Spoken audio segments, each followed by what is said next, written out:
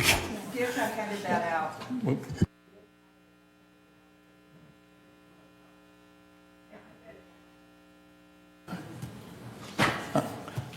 All right, good morning. All right, happy Tuesday, August 11th. It is 9:30 a.m. in the boardroom here on El Toro Road. And this is the regular open meeting of United Laguna Woods Mutual Board of Directors, a California nonprofit mutual benefit corporation. So we will call it to order. We definitely have a great quorum here. Glad to see everybody here on the board. Elsie, I thought you were vacationing. I did too. Allah. Later. No, Oh. September the 30th. Okay. Okay. I was on vacation. She was on vacation. Okay, everybody's here. That's wonderful. That being said, let's have the Pledge of Allegiance. Kathy? I pledge allegiance to the flag of the United States of America and to the republic for which it stands, one nation, under God, indivisible, with liberty and justice for all.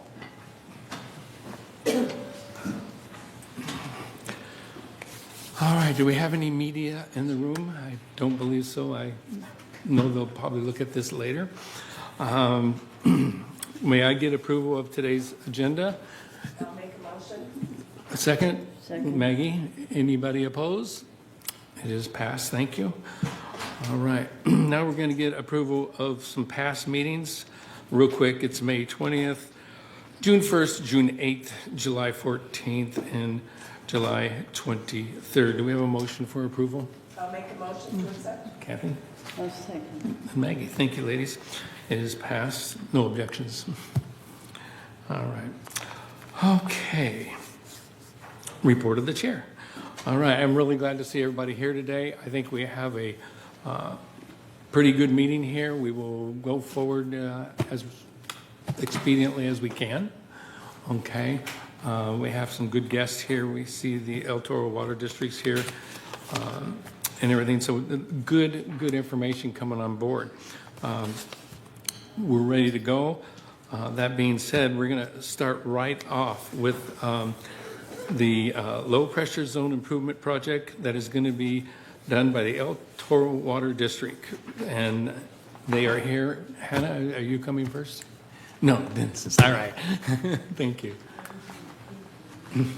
Just by way of very brief introduction, again, my name is Dennis Cafferty. I'm the General Manager of the El Toro Water District. We very much appreciate you giving us some time this morning to talk about what has become a very important project, I know to the residents in United and to us as well. This is something that wasn't on our radar until a few months ago when at a United committee meeting, it was brought to our attention. In fact, I think the words were, "There's times of the day where I don't have any water."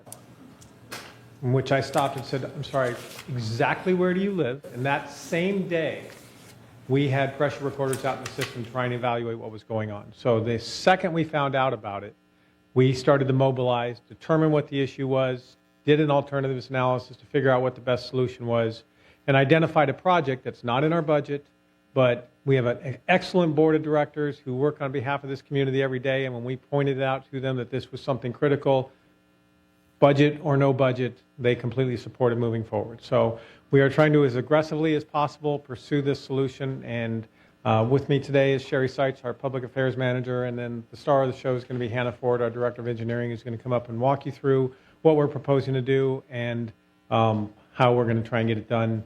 There are some things that we have to handle that take a bit of time, but we're looking for some creative alternatives that might help us to accelerate it.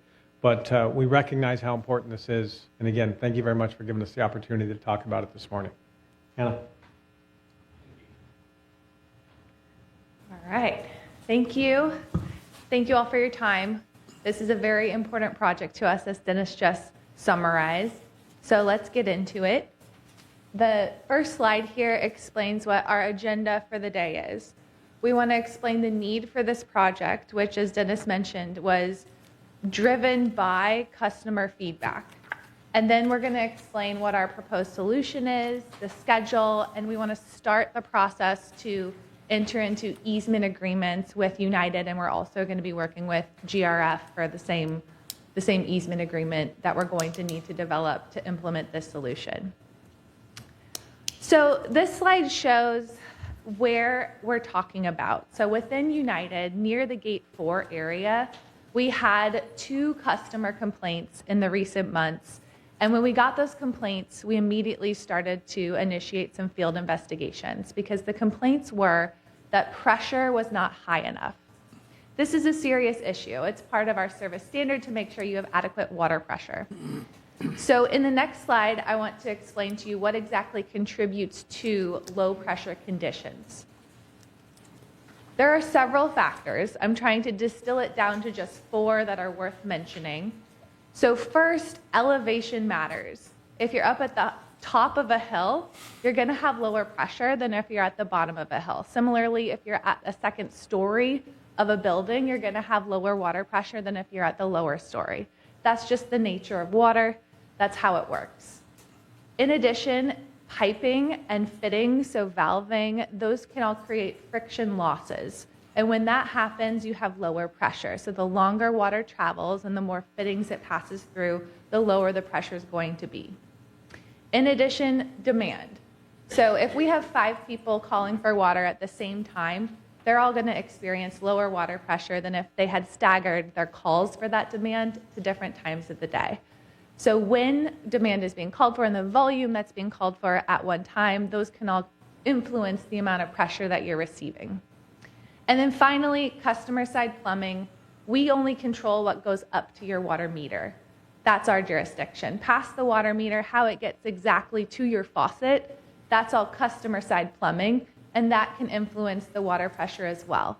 Usually we have 1 meter that serves 1 building. That's the most ideal setup. But when you have 1 meter serving multiple buildings, multiple units, those are all divvying and vying for the ideal pressure condition. And so depending on how the plumbing is set up, that can reduce the available pressure depending on how many different units that piping is serving.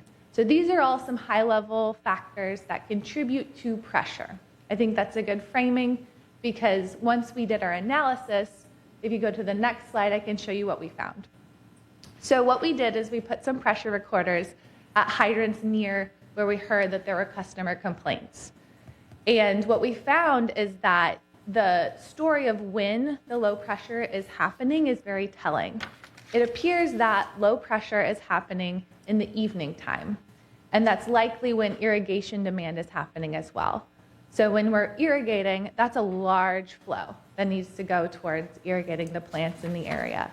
And when that's being called for, the competing need for the residences, there's less pressure available.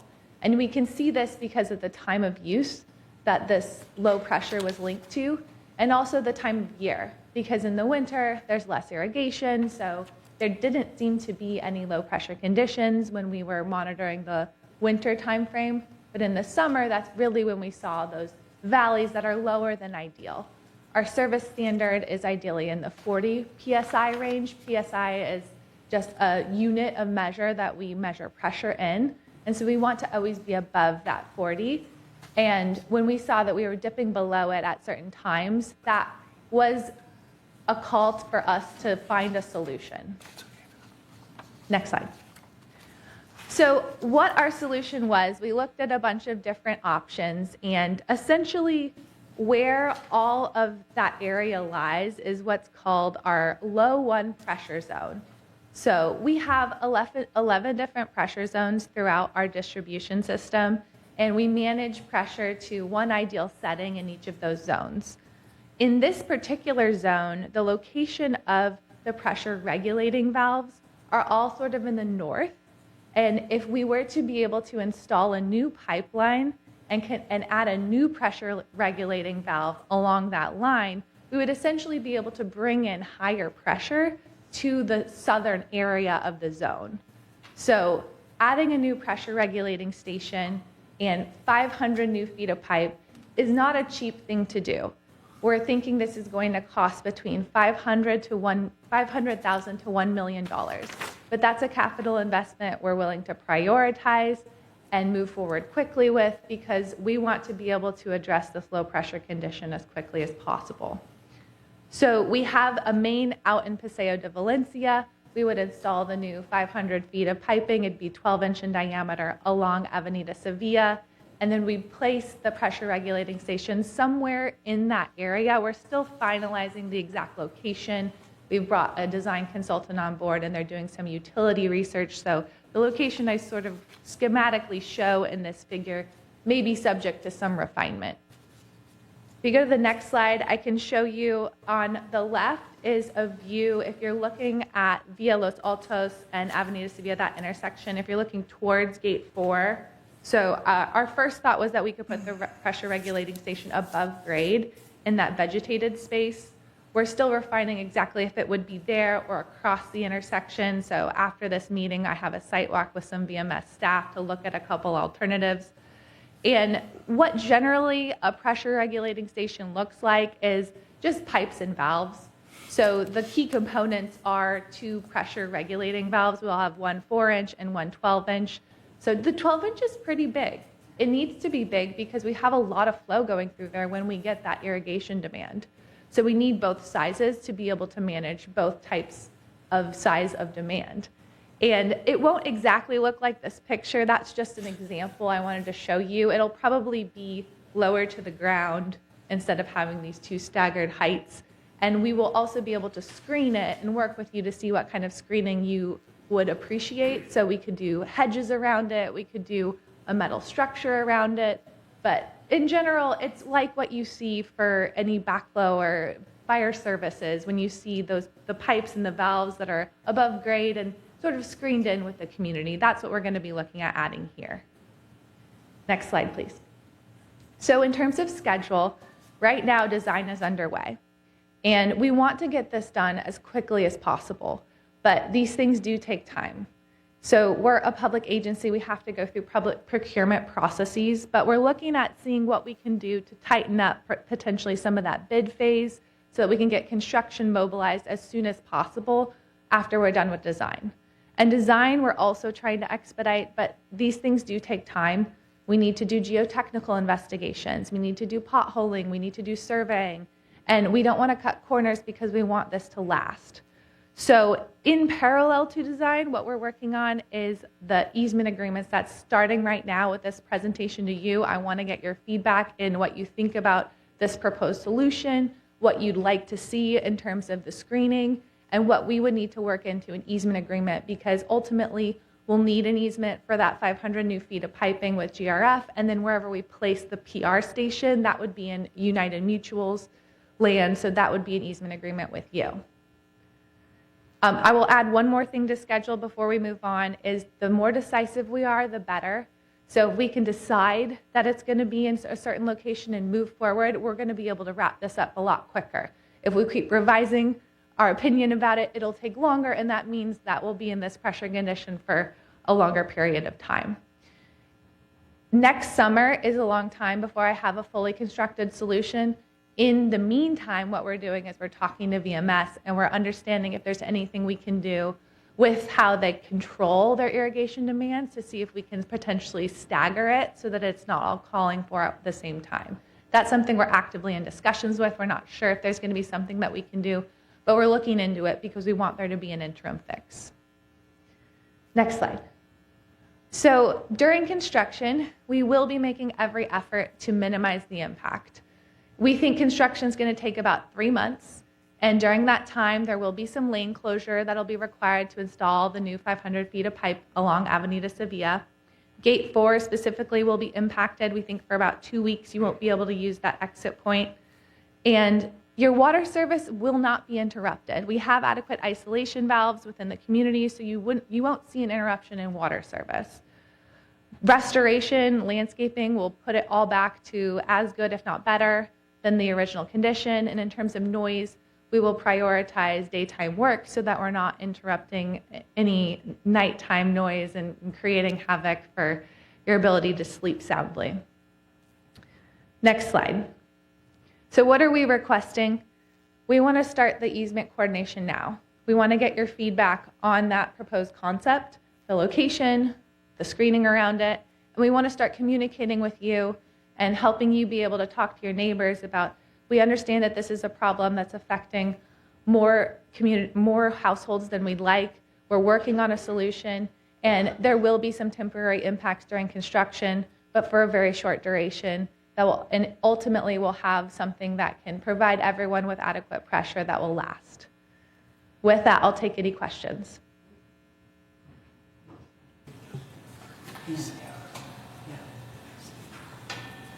Tony?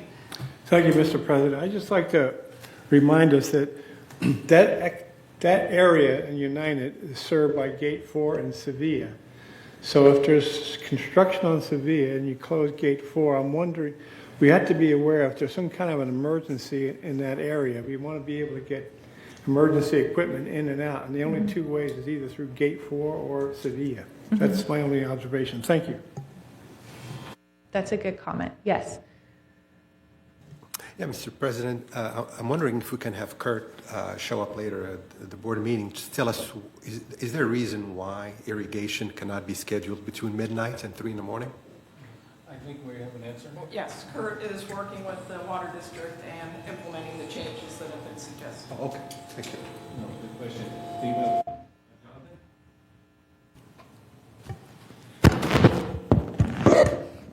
Well, thank you so much. Appreciate it. With the engineering background, I understand all that. It's very tedious work. You mentioned the board of directors or the managing company. The approval and the process of approval for the budget, is this part of that 1 year or less time frame for completion? Yeah, so what we're doing to fund this project is we're reprioritizing other projects that we had planned so that we can do this one quicker. We're not going to have to raise additional revenue to fund it. What we're doing is we're just shuffling the budget I have available for capital improvement projects such as this so that this can go first. There won't be any hindrances in terms of moving it forward when it comes to budgeting or financing. Thanks. Sue? Thank you so much for getting on this right away.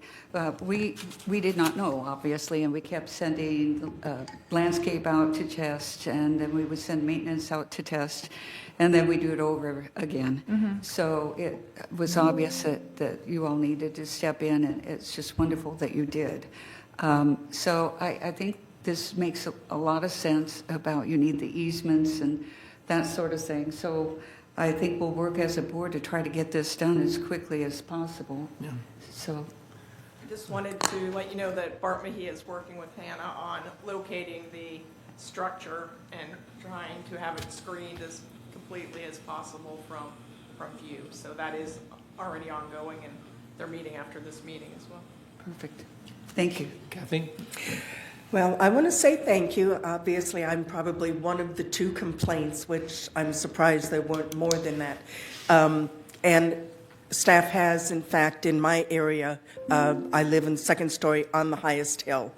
And I am getting better water pressure. There's less sprinklers going on during the day, so I'm happy. And I hope this project goes through as quickly as possible and that GRF can find a location so we can get started right away. Thank you. Thank you. Any more questions? All right. Well, I personally would like to thank you guys.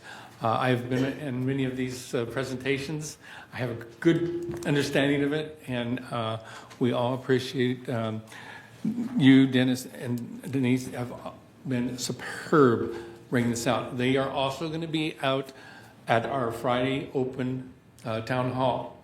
Okay, they'll be our first presenters. So if anybody out there sees this and they have questions, come to the Friday town hall. You'll get some answers. But again, thank you for putting this together and just moving forward at this speed. It's great. We appreciate it. Thank you all. All right. We get to have an open forum now. Have a good day, you guys. Thank you. Any questions, Pat? We're going to give you 3 minutes. Paul, how many do we got going here? 2 in-person speaker and 1 via email. Okay. First speaker is Juanita Skillman.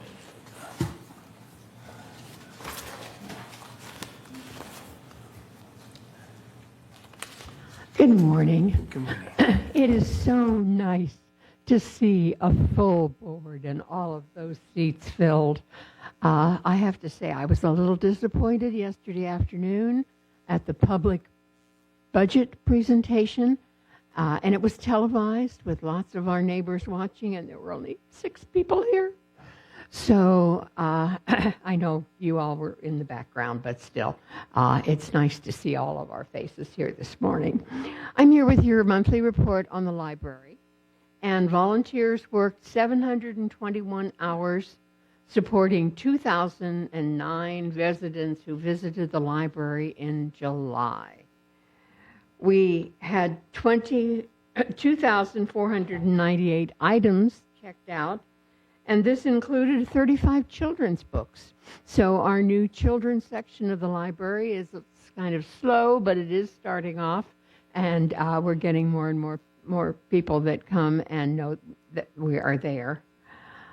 We also signed 32 residents up to our card catalog, because everybody, even though they are a resident, have to get registered with our card catalog so that their resident card becomes their library card.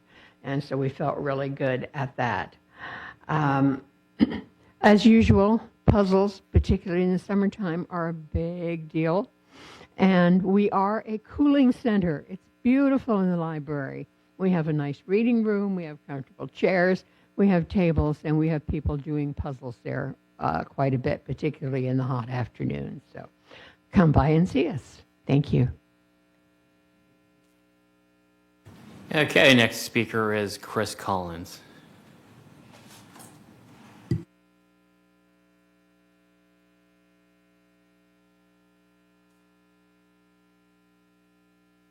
Good morning, Chris Collins, 3306Q, and I am here on behalf of the foundation of Laguna Woods Village. I'm here to give you a little update on what the foundation is doing on behalf of residents who are experiencing temporary financial crisis. This project is not about financial crisis, however, which is good. So this is Meet Your Neighbors, Make a Friend. Foundation of Laguna Woods Village is proud to announce that the 10 clubs have been selected to host special Good Neighbor programs this summer in honor of National Good Neighbor Day. Given the success of prior efforts, the foundation decided to continue the Good Neighbor Project to strengthen your sense of community. The events last year touched different areas of the village and brought people together in many different ways. So there are a number of different kinds of projects. The sense of community develops in different ways, but the surest way is through social interaction. So there's 10 projects, and in the interest of time, I'm just going to list what they are. There's going to be announcement in the Globe that'll give you more specific information, but I'm just going to give you a little rundown here. So there are 10 projects. One of the projects is the Baha'i Club, and because of the way their organization is constituted, they do not take money. The foundation is underwriting these projects by offering a $500 stipend. It was from a special fund that we had set aside.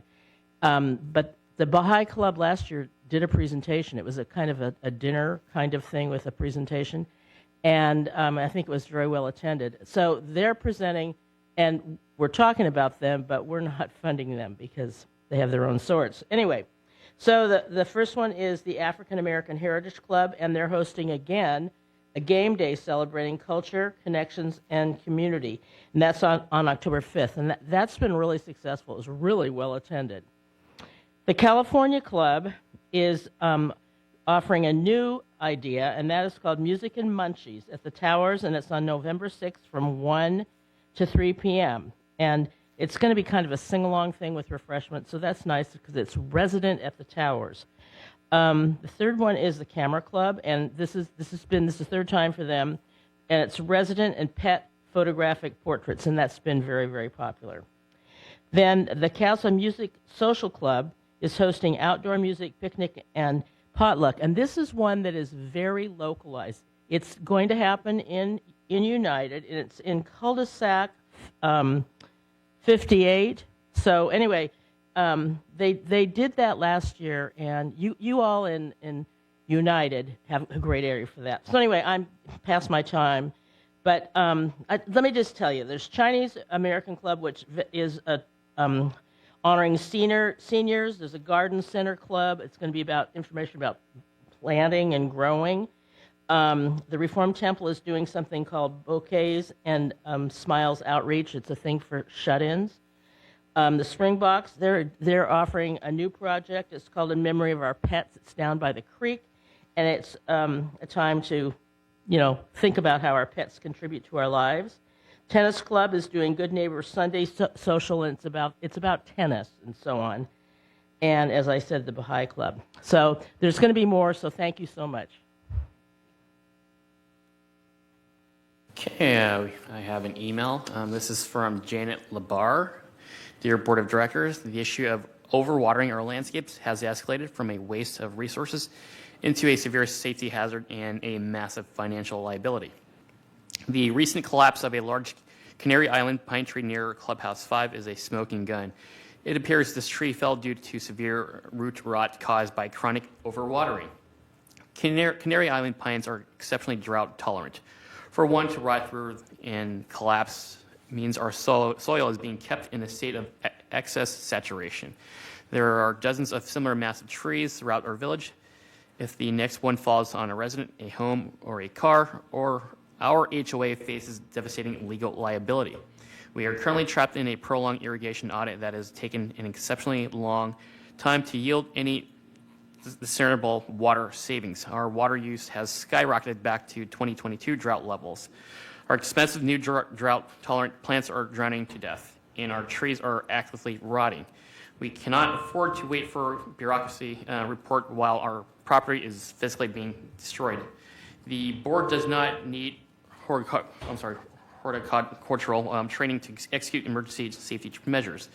We can immediately remove turf around large tree bases up to the drip line and cut off irrigation to those specific tree zones. These trees do not need this water.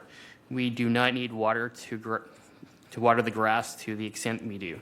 The recommendation for lawns is 1 to 1.5 inches of water per week, varying with temperature. My guess is the daily watering grass gets considerably more. All this excess water causes excess vegetation growth, which requires additional maintenance and costs. After the irrigation department refused my request to reduce watering around my unit, they did install shut-off valves. I then conducted an experiment, halting irrigation around my unit entirely for 3 weeks until soil moisture levels normalize. Even during the recent heat wave, I only needed to irrigate once a week. My plants are thriving. When asked why water levels aren't being cut, the excuse given was that some of these residents might get upset if their high water plants wither. I assure you far more residents will be upset when their HOA dues go up to pay for rampant water waste, dead replacement plants, and lawsuits from falling trees. Individuals who choose to install water consumption plants should be responsible for giving them an additional water needed. The board must show courageous leadership and step in to get something done. Take control of this process, request immediate accountability of irrigation audits, and order an interim pilot reduction program to protect our safety and our community's financial future. All right, any more, Paul? Okay, thank you. All right. Responses, yeah, we have responses from last week. I think, Murad, are you doing this? Yeah, thank you, Mr. President. Before I go to comments, response to comments from last week, I just want to respond to Janet Labar's comment. I just want to make a couple of remarks. Our water bill this year will be over $3 million, up from $2.6 million last year. So that's one. Number two, when you look at the 27 budget we looked at yesterday, the second largest item there after reserves was utilities. $750 per matter per month, even higher than compensation, which was $550 only. First time this happens, and is primarily due to water. So while I do not know about what Janet is saying in terms of what's happening, and an audit would be welcome, I do know that the numbers speak for themselves, and we need to do something about water. Now I go to the responses to comments made in the previous board meeting. Robert Trout stated that he has been harassed by his neighbor and requested a private meeting with the board. Compliance has been in communication with Mr. Trout to resolve this matter. Danny Henson at 325Q spoke about the new law regarding the feeding wildlife. He also asked who is responsible for the Blue Jay boxes and whom he should contact regarding their removal. Ms. Foster provided an update regarding the feeding of wildlife during the meeting. The General Manager's office confirmed that Mr. Hansen, with Mr. Hansen, that he's currently working with MNC staff regarding the Blue Jay boxes. Pete Colt at 407A addressed the issues of barking dogs in Building 57, how the village tracks units that have been sold and are vacant due to coyote concerns, and whether there is a committee responsible for marketing Laguna Woods Village. Compliance has been in communication with Mr. Colt to resolve the barking dogs issue. The GM's office followed up with Mr. Colt regarding his questions and concerns relating to tracking sold/vacant units due to coyote concerns and promoting the positive aspects of the community. Judy Dimmick at 864C and Weira Surya at 864A both spoke regarding dry rot issues and stated that they received the 30-day notices to comply requiring the removal of the patio enclosure related to the dry rot matter. Maintenance staff met with both residents to review the mutuals governing docks and explain the policy requiring residents to remove patio enclosures when access is necessary for building maintenance and repairs. Following these discussions, both residents agreed to remove their enclosures so the required repairs may move forward. Christy Locker expressed support for increasing penalties, and those comments have been noted. Rhonda Corona at 770A requested assistance with ongoing maintenance issues at her residence. She reported concerns regarding a large eucalyptus tree, as well as kitchen and bathroom sinks and sliding door not functioning properly. The GM's office communicated with Ms. Corona and advised her of the next steps to meet with the board and meet and confer regarding tree removal denial. The MNC department is currently investigating the plumbing and sliding door issues. And, Mr. President, that's all I have. Thank you. Thank you. I see a hand up for question. I'm sorry, this goes back to your observation about the increasing water bill, and I was just curious as to the usage. Is usage also going up, or just the price of the usage? I believe usage is going up slightly. In terms of irrigation, the water audits are underway, and those recommendations will be implemented when they're received. Thanks. Okay. Anybody else? All right. We will go forward. All right. CEO report. Siobhan, please. Thank you, President Prater, honorable members of the board. I'd like to start my update this morning with a report on the new fire station, which is known as Orange County Fire Authority Station 12. The Fire Authority has released the schedule for construction of the new station. And in terms of project phases, the design phase is occurring in fiscal year 26-27, and construction will take place in fiscal year 27-28. Key project milestones include obtaining the required site development approvals from the City of Laguna Woods by June 30th of 2027, and operations at the new fire station must commence by December 31st, 2029.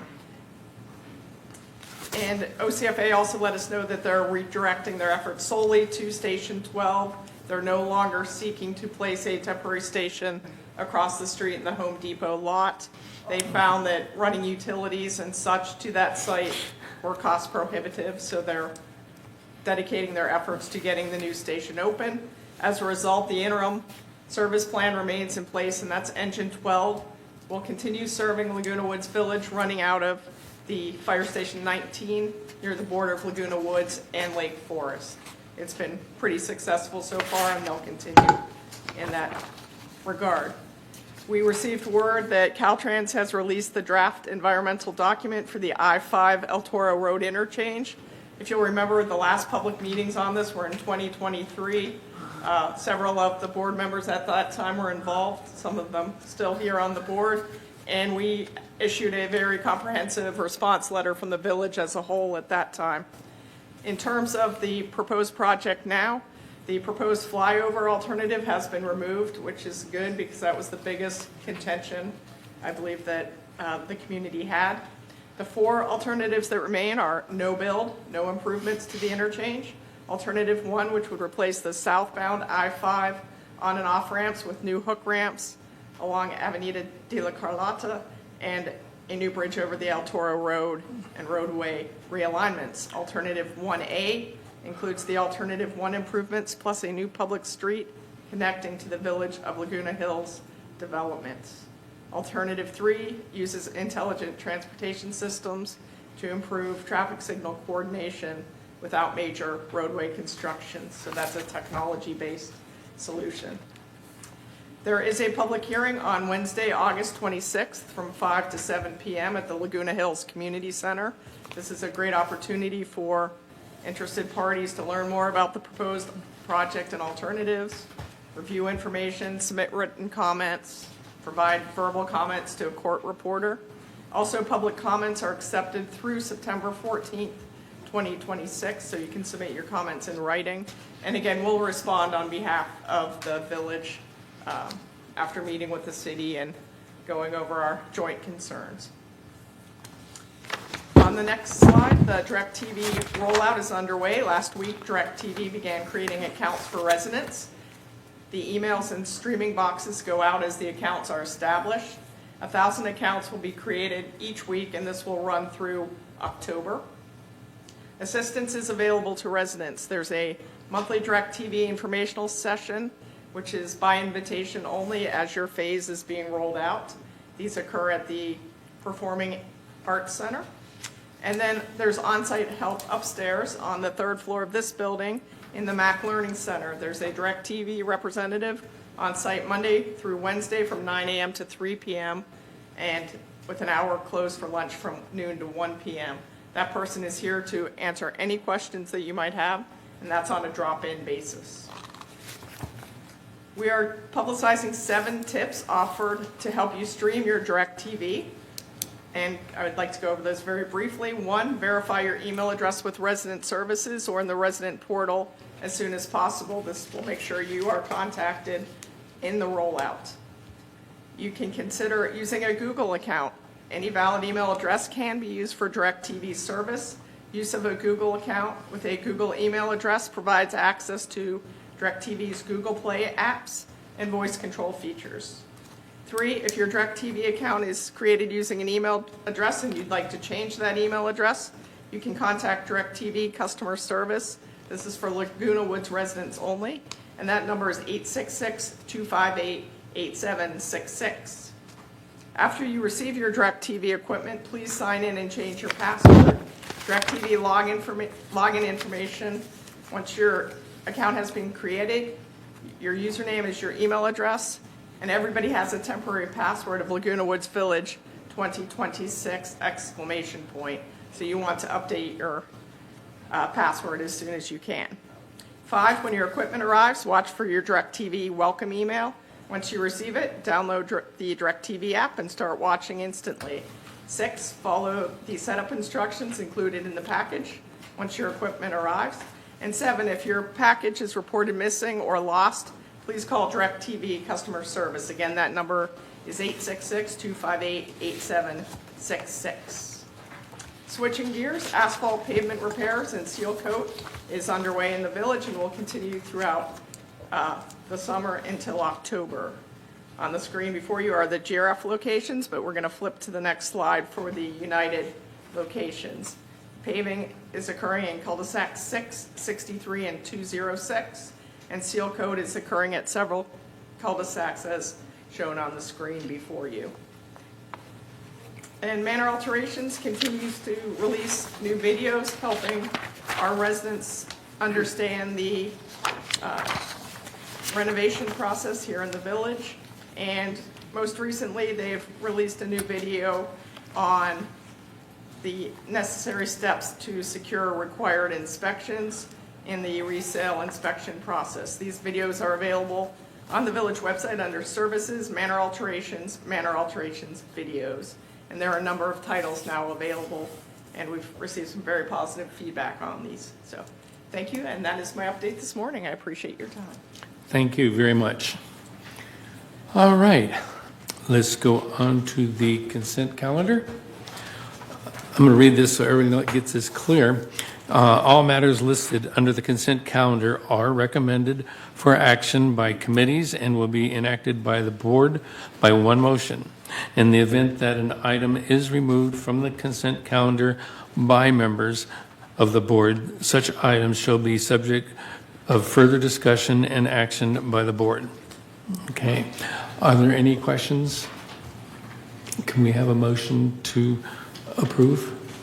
I make a motion that we approve the consent calendar. Thank you, Sue. Do I have a second? Kathy, a second. Any opposed? I have a question, please. Yes, please. Not a question, just a comment. Discussion open. A board member in the past asked about the causes of these liens, and there are 6 of them here. I just want to say that 2 of them have to do with probate, and 4 of them have to do with an apparent inability to pay the HOA fees. And that is why I think Sue Kwan's request to increase the income requirements are key for us to look at, because we have more liens now having to do with these apparent inabilities to pay our HOA fees, especially as they're going to keep going up, Mr. President. Thank you. Thank you. Mr. President, the increased income retirements, should they go forward, have nothing to do with the people who currently live here. It would not impact you at all. It would be a requirement for those moving in after if it were to be adopted. Okay. Any other questions or comments? Yeah. Yes, Elsie.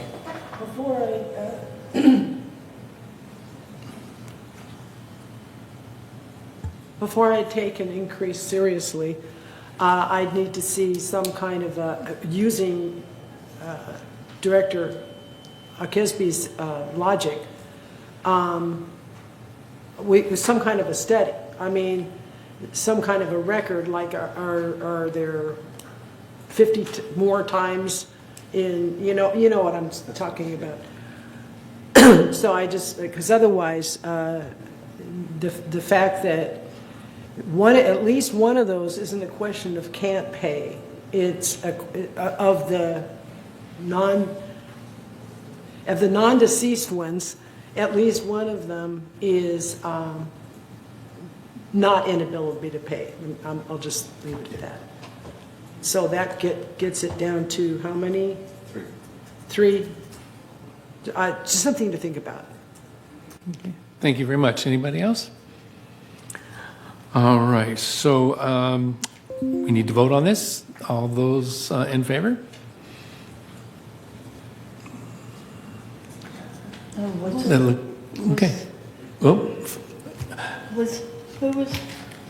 Who moved and who was the second? This is Sue moved. Thank you. And Kathy seconded. Got it. Okay. All right. It passes 11-0. Thank you very much, everyone. Okay. Let's go through the maintenance and we have our committee's report. Unfinished business. Right down at the bottom. Okay, unfinished businesses. And then it's disciplinary update. Okay, there, I see it now. Okay. A disciplinary update. Here we go.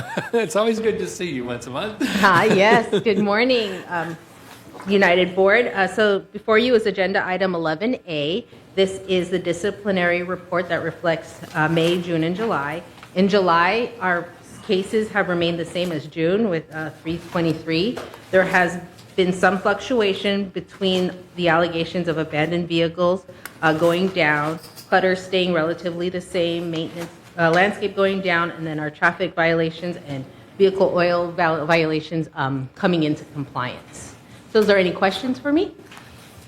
Oh, look at this. All right, we're going to start over here. Phyllis, please. Yes.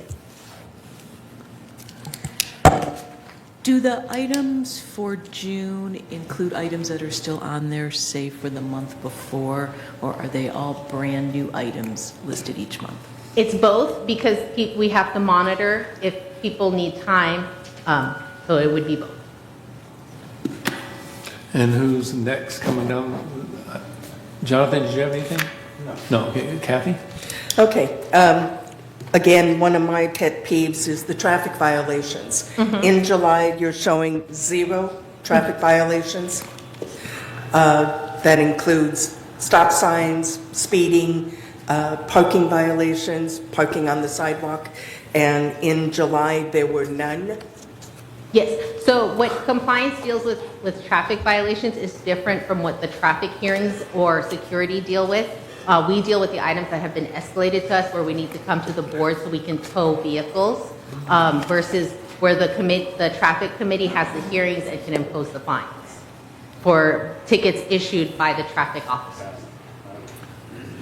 Okay, so you don't have the amount of tickets that were handed out in July? Correct. Okay. Okay, I thought several months ago we had asked for that report. I know we received it once.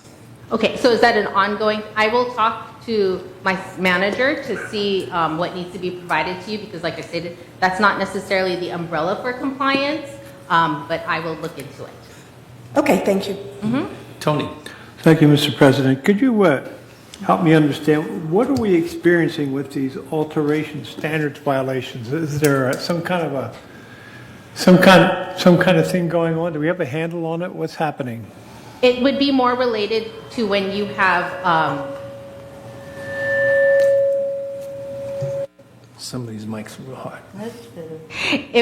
so when staff goes out and needs to do improvements on your buildings and there are alterations that they come across and the members need more encouragement or need to be made aware of the rules, it'll come to compliance and then we will advise the member, you've installed an alteration, it needs to be maintained or it needs to be removed. So it's just advising the members of what their responsibility is. So it's not one thing. Correct. Sue, please. Yes, thank you. I have a couple of questions. Sure. I know we have been really working hard with the city to try to stop feeding wildlife in the community. And I see that we have 5 instances of attracting wildlife. Do we coordinate with the city on that, or do we report it, or is it just, are these standalones? These are standalones. We have talked to animal control when we can, but we haven't really worked with the city. Again, I can make note of it and talk to my manager and see what we can do. It might be good to coordinate. And the same thing with dogs off leash. You know, we've been telling people over and over again, please, keep your dogs on leash. The other thing, Murad had mentioned delinquencies, and we've got 36 delinquencies. What does that mean? Are people not able to pay their HOA bills, or is this just some other issue? So that the delinquencies for us could be related to the HOA. It also could be related to chargeable services that the members aren't paying. So like their broadband, their garden plots, their golf usage, some recreation items. It's a umbrella that captures what is escalated to us for addressing through the member hearings committee. Okay, thank you. And then the last one, on the illegal occupancy, what happens when we find out about the illegal occupancy? How do we handle that? It can be handled in different ways. If the member just needs to contact community services to complete the paperwork for either a live-in care provider, a co-occupant, or if they need to actually if owners who have lessees that have not, who have expired their lease and have not moved out voluntarily, they may have to go through the eviction process. And so we keep it on our books just to make sure that they come into compliance and they're not allowing somebody to reside in the unit that doesn't have approval. And then if all else fails, we go to the member hearings committee where 3 of your directors listen and take action. Okay, thank you. Siobhan? Okay. Thank you. I just wanted to remind the board that we have been encouraging residents to contact city code enforcement if they see feeding wildlife, because they can handle it swiftly and they have that new ordinance. So that's what we've been encouraging residents to do. Thank you. Yeah, and the new ordinance has up to a $500 fine. So we do need the city to step in there and help with us, because saying shame on you obviously isn't working. So, Elsie? I just wanted to address the concerns of Director Bravada regarding the traffic tickets. Parking violations mostly. Parking violations, well, I can give you how many, I mean, not today because I destroyed that stuff, but during the traffic committee hearing, I could start telling you how many people showed up for the hearing, but that's going to be different than the parking violations.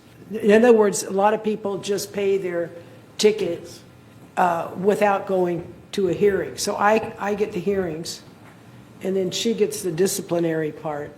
Like if they don't pay, right? If it just gets escalated for towing of a vehicle. Yeah, that's a kick up from my responsibilities. Right, and I understand that. What I'm actually referring to is how many parking violations are there in a month? Oh, okay. And how it's basically determined that You mean one that- vehicle gets a ticket where another vehicle doesn't. So I just wanted to see the report. I think it's which one of the 3 officers we have at any given time that sees it, but I can't speak for enforcement. So I know, I thought I could help you without putting yet another Undue work on staff, yes. repart, huh? Without putting undue work on staff. Yeah, but I can't tell you how many. Right, but I do tickets. understand they do have a report where they can push a button and print it out. No, I only know about the hearings. Right. Yeah, so I will talk to my manager to see what report can be obtained regarding traffic violations. Parking, she was. Or specific to parking, yes. Is there any other questions for me? I'd like to see stop signs. Violations. I went to a meeting the other day, and people were going on and on about how many times they see it, so. Okay. It'd be good to get a number. Could be a source of income. Stop signs are a GRF-related matter. That's right, they own the streets. That's right. So let's speed on to their next meeting. All right, we'll see everyone next month. Thank you very much. Bye. All right. A little town hall discussion this Friday. Again, the El Toro Water District will be there. And after that, we will have some VMS staff come in and talk about the Ting and DirecTV. I think that's going forward, right? And then after that, if everybody gets done, we will definitely have some open questions. So come to our Friday, 2 o'clock at the PAC Center, and everybody is welcome. Okay. Now we are looking for a motion to approve an update to the United Washing Machine fee. This went out on the 28th day, and comments and to comply with Civil Code 4360 has been satisfied. So, Maggie, would you like to read that motion for us? Thank you. Need a motion? Oh, we need, let's do, I guess we need a motion first. Maggie reads it and she moves it. Okay. Resolution 0126XX, laundry revenue fee increase. Whereas United Laguna Woods Mutual provides laundry room facilities to its members at subsidized rates, and whereas utility and operating costs associated with providing laundry services have increased significantly, while the washing machine fee has remained unchanged for an extended period of time, And whereas the Board of Directors has considered increasing the washing machine fee to improve cost recovery while continuing to provide affordable laundry services to members, now therefore be it resolved August 11, 2026, that the Board of Directors of United Lagunas Mutual hereby approves the proposed increase of the washing machine fee from $1 per load to $1.50 per load, while continuing to provide complimented, that means free, dryer use. Resolve further that the officers and agents of this corporation are hereby authorized to take such actions as may be necessary to carry out the purpose of this resolution. And resolve further that the officers and agents of this corporation are hereby authorized on behalf of the corporation to carry out the purpose of this resolution. The July initial notification and 28 days have passed, and Civil Code 4360 has been satisfied. I move this resolution. We have a second? Mary had her hand up first? Yep. We have active people here. That's great. All right. Any more discussion on this? Or who's first? Marat, if you'd like to go first, that's fine. I just would like to say, Mr. President, that I applaud this. $1.50, that additional 50 cents will help, but it's only a drop in the bucket.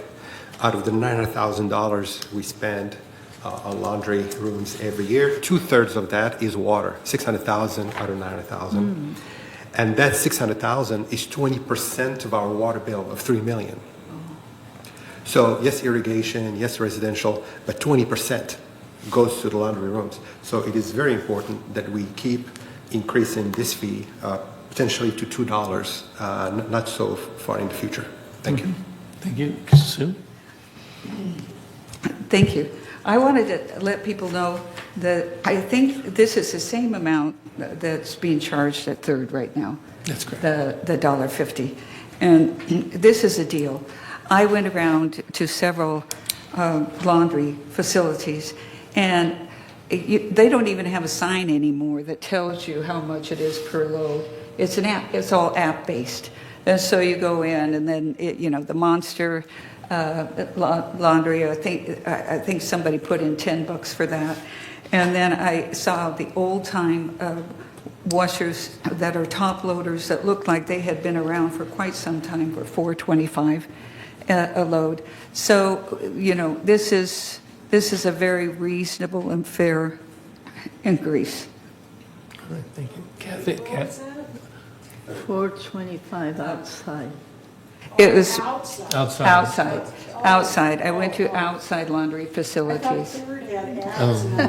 No. It was outside facilities, and I You went have to a to number jump of over them. the fence. Thanks for the clarification. Kathy, you had a comment? Yeah, I'm very happy that it's going to increase to $1.50. I do think we need to consider charging for drying, because our electric bills are also very, very high. So I'd be happy to vote for that. I know you wouldn't, but you would. But yeah, this is very good, and it's a start. Yeah, I was looking this way. Can I have Tony go first? I think he was, I don't know who was first. Tony? Thank you, Mr. President. Just like to let the people at home know that we've been told as directors here that $3.75 a load would bring us up even with cost. So I'd just like to share that with everybody. Thank you. Thank you. Elsie? Well, just two things. One is, rather than look at the laundry rooms having to break even, I don't know why we don't look at them as another amenity, which they are, and then look to the finance people to, and I forget what the rate that we're aiming towards, like if it's 40-60 or 50-50 or whatever it is. I think we ought to try to bring the laundry rooms in line with that. That's number one. And then number two, I know I'm going to forget it. It was, what did you say? Because it was in response to Oh, no, the drying, it was in response to her. The only reason I'm against charging for drying, I don't care, is the cost of retooling the dryers to accept the quarters. And so I'd rather see if that was the case, the washer go up a little bit. Yeah, that's all. I just wanted to straighten those two things out. Thank you. And I believe, and correct me if I'm wrong, please, that our schedule going up the way it is, once we get to, let's say, 375, as Tony mentioned, to cover it, that does include the dryer electric use, because we're looking at the electric use for the whole room, not just one side of the room, like dryers and. Wait, what are you talking about? The 375? If we eventually outside, right? No. Oh. Page 406. Oh.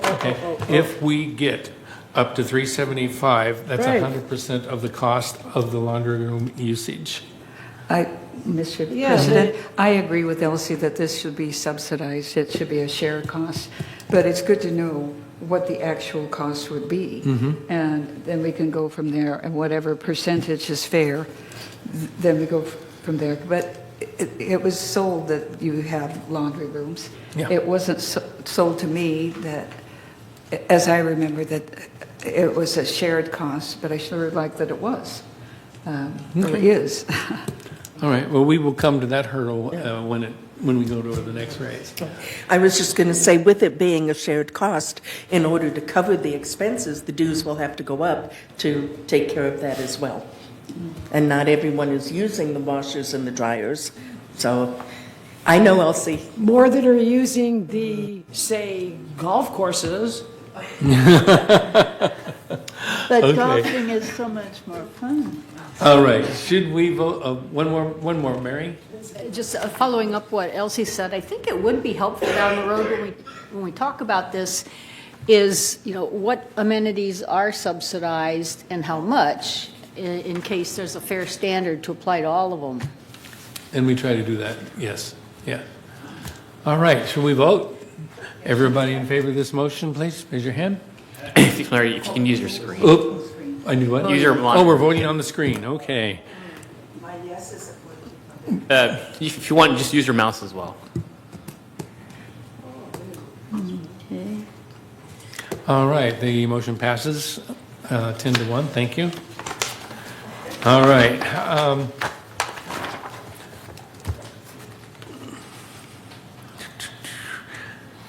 We go to new business, okay. We need to entertain a motion to approve the revision to Standard 7.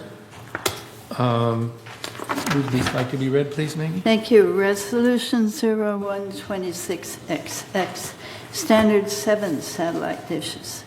Whereas the United Laguna Woods Mutual recognizes the need to amend standards and create new standards as necessary, and whereas the Mutual recognizes the need to revise 7 satellite dishes, now therefore be it resolved on September 8, 2026, the Board of Directors of this corporation hereby adopts a new Standard 7 satellite dishes as attached to the official meeting minutes, and resolve further that Resolution 01-1852, adopted June 12, 2018, is hereby superseded and canceled, and resolve further that officers and agents of this corporation are hereby authorized on behalf of the corporation to carry out this resolution as written.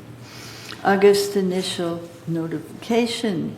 Should the board endorse the proposed revisions, staff recommends that the motion be made and seconded to accept the resolution and allow discussion to ensure the resolution reads to the satisfaction of the board. Staff then recommends that a board member postpone the resolution to the next available board meeting, no less than 28 days from the postponement, to comply with Civil Code 4360. I move this resolution. And do we have a second? Tony, thank you. And discussion?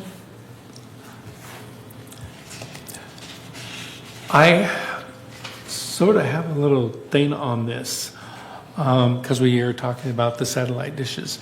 Most of the satellite dishes that I see during my walks and driving around are DirecTV satellite dishes. So going forward, as we are right now with Ting, includes DirecTV. So it's going to be interesting to see what happens here because that could actually eliminate quite a few of the dishes that we do see out there. But we do want to make sure that if the people are going to obviously use the DirecTV on Ting and not use their dish, that they're not just becoming eyesores and sitting there gathering dust. So just that's my quick comment on this. Elsie? Well, I don't have a dog in this fight. You know, I don't know anybody that has a dish. So that being said, number one, we can't prevent it. Number two, it looks like we're just making it so complicated that nobody wants to do it, which is kind of Machiavellian. And then number three, I was reading in the packet that there's something included in stuff I was reading last night.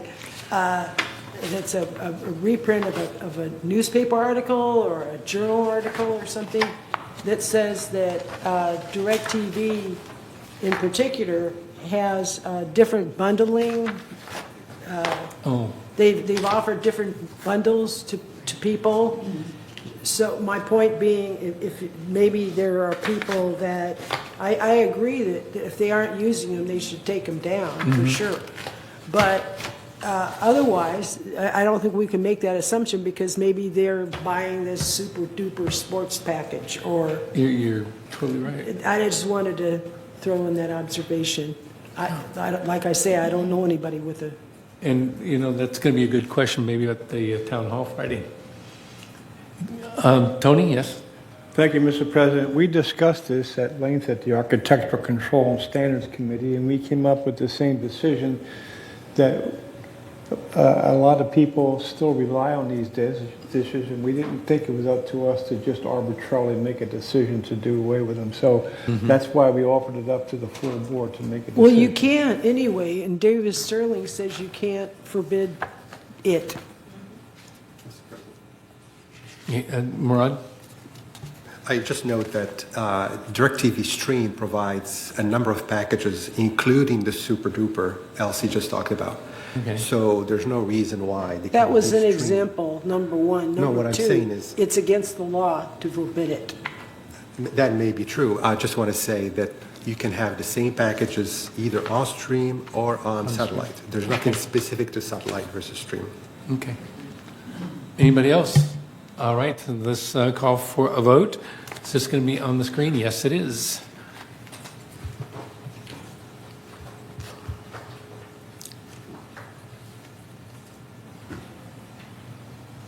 Oops, come on.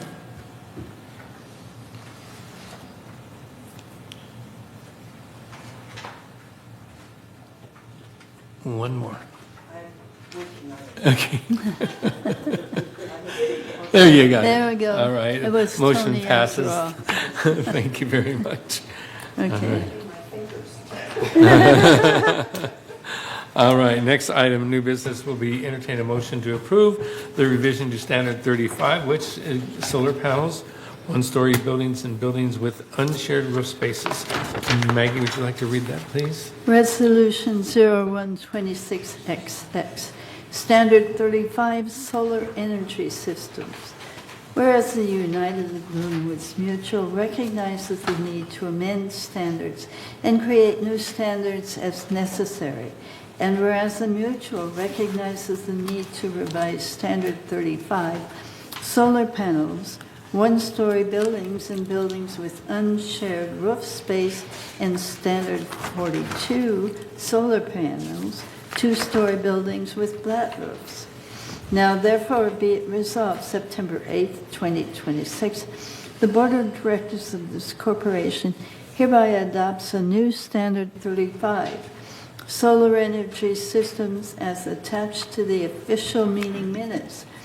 And resolve further that Resolution 01-2313, adopted March 14th of 2023, and Resolution 01-2315, adopted March 14th, 2023, are or is hereby superseded and canceled, and resolve further the mutual consent processing time for solar panel installation request is to be completed within 45 days from a receipt of the complete application. And resolve further that the officers and agents of this corporation are hereby authorized on behalf of the corporation to carry out this resolution as written. This is the August initial notification. Should the board endorse the proposed revisions, staff recommends that a motion be made and seconded to accept the resolution and allow discussion to ensure the resolution reads to the satisfaction of the board. Staff then recommends that a board member postpone the resolution to the next available board meeting, no less than 28 days from the postponement, to comply with Civil Code 4360. I move this resolution. And do we have a second? Tony, thank you. Any more discussion on this? It's quite lengthy and a lot of information. Solar's really moving fast in the state of California, and I know that our Energy Committee and all the other mutuals are all focusing on solar and what's going forward, including the balcony solar systems that you see there talking. That is moving very fast up in Sacramento also. So we're going to keep up with this and make sure that we stay informed on the progress of all these things that are changing almost daily. Yes, sir. Yes, I want to thank Dick Rader for sending out some information to all of the board. Yes. And he'll be talking about the comments on United Solar Policy. So thank you for being so thorough in this. And it's a very good policy. It just needs a little tweaking. And we'll hear from Dick. But it sounds like Third's policy got amended maybe prior or after the United policy. I don't know what happened, but they have some good provisions in it that Dick will talk about. And then the thing that really interests me is the shared space on the roof. And so when Ellen or whoever talks about it, I want to make sure that it isn't first come, first served. So that if you have a flat roof and it's sunnier in one spot and you're the first to put up solar, you can't run over on somebody else's portion of the roof and put your solar panels up. So it needs to be equitably divided. So, and perhaps it already does this, but from Dick's comments, it looks like it could be tweaked a bit more. Thank you. Thank you. Any more discussion on this? All right, I guess we, Dick, Paul, is this up for discussion? Mr. Rader, you had something for this? Thank you very much. As I proposed, I thought there were some things we should consider to add to our policy. So if you look at what I wrote, I copied verbatim item 5.6A, and you'll see at the last line, it says there must be equitable allocation of available area. And this directly supports our policy, which is a cooperative. United should strive to treat all members equally and avoid policies that favor one resident over another. So that's consistent. However, it's left there. There's nothing else said. How do you interpret that? How do you implement it? So I just wrote something, and you can decide to reword it or not to adopt it, but I said right after that, equitable allocation of available area. For buildings where multiple members share a common roof, the contractor shall divide the usable roof area into equal-sized sections one section per manor. Section sizes will vary by building based on roof dimensions and required setbacks. Each resident is entitled to one section, and any proposed solar array must fit entirely within that allocated area. And then I added, as these sections or these, as these become available, VMS will retain the approved roof section plans so they can utilize it if there are any further requests for solar installation. I then refer you to what happened yesterday. Apparently, Third adopted their policy. There's much overlap between ours and theirs. The only difference, I think, really is that they added some things that I think are really important for us to consider adding to ours. For example, they have a section, I think it's titled 2.2. And if you look at ours, it's under 2.0. In 2.0 in our policy is defined as definitions. 2.1 in our policy says, and it defines a solar energy system. What is it? What they did was they added another section, 2.2. It defines what a solar site survey is. Defined as a written report to manor alterations for the placement of all these sections, and they must be divided equally. They then carried that solar site policy survey through their entire policy, and I think it just adds more clarity. The last one, I think it's really important, the last one.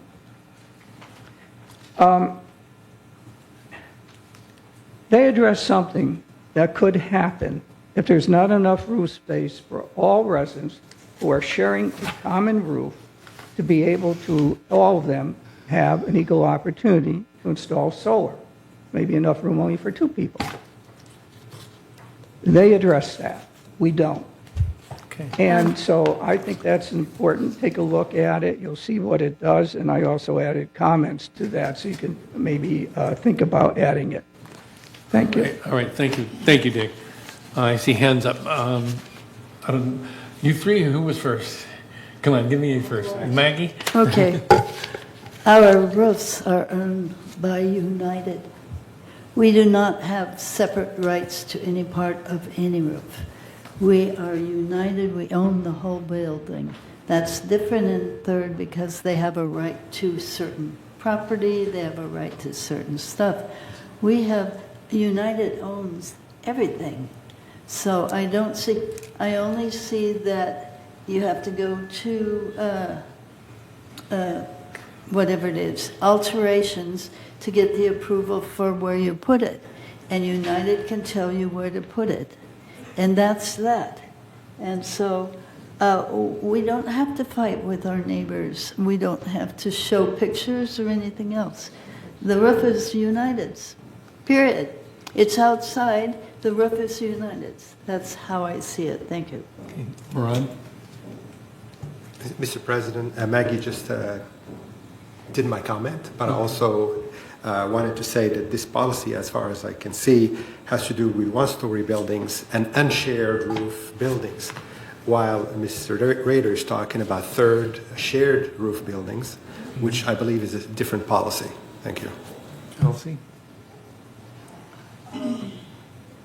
I don't have a problem with, because we've done this before, for United's policy to mirror Third's, unless there's some obvious discrepancy.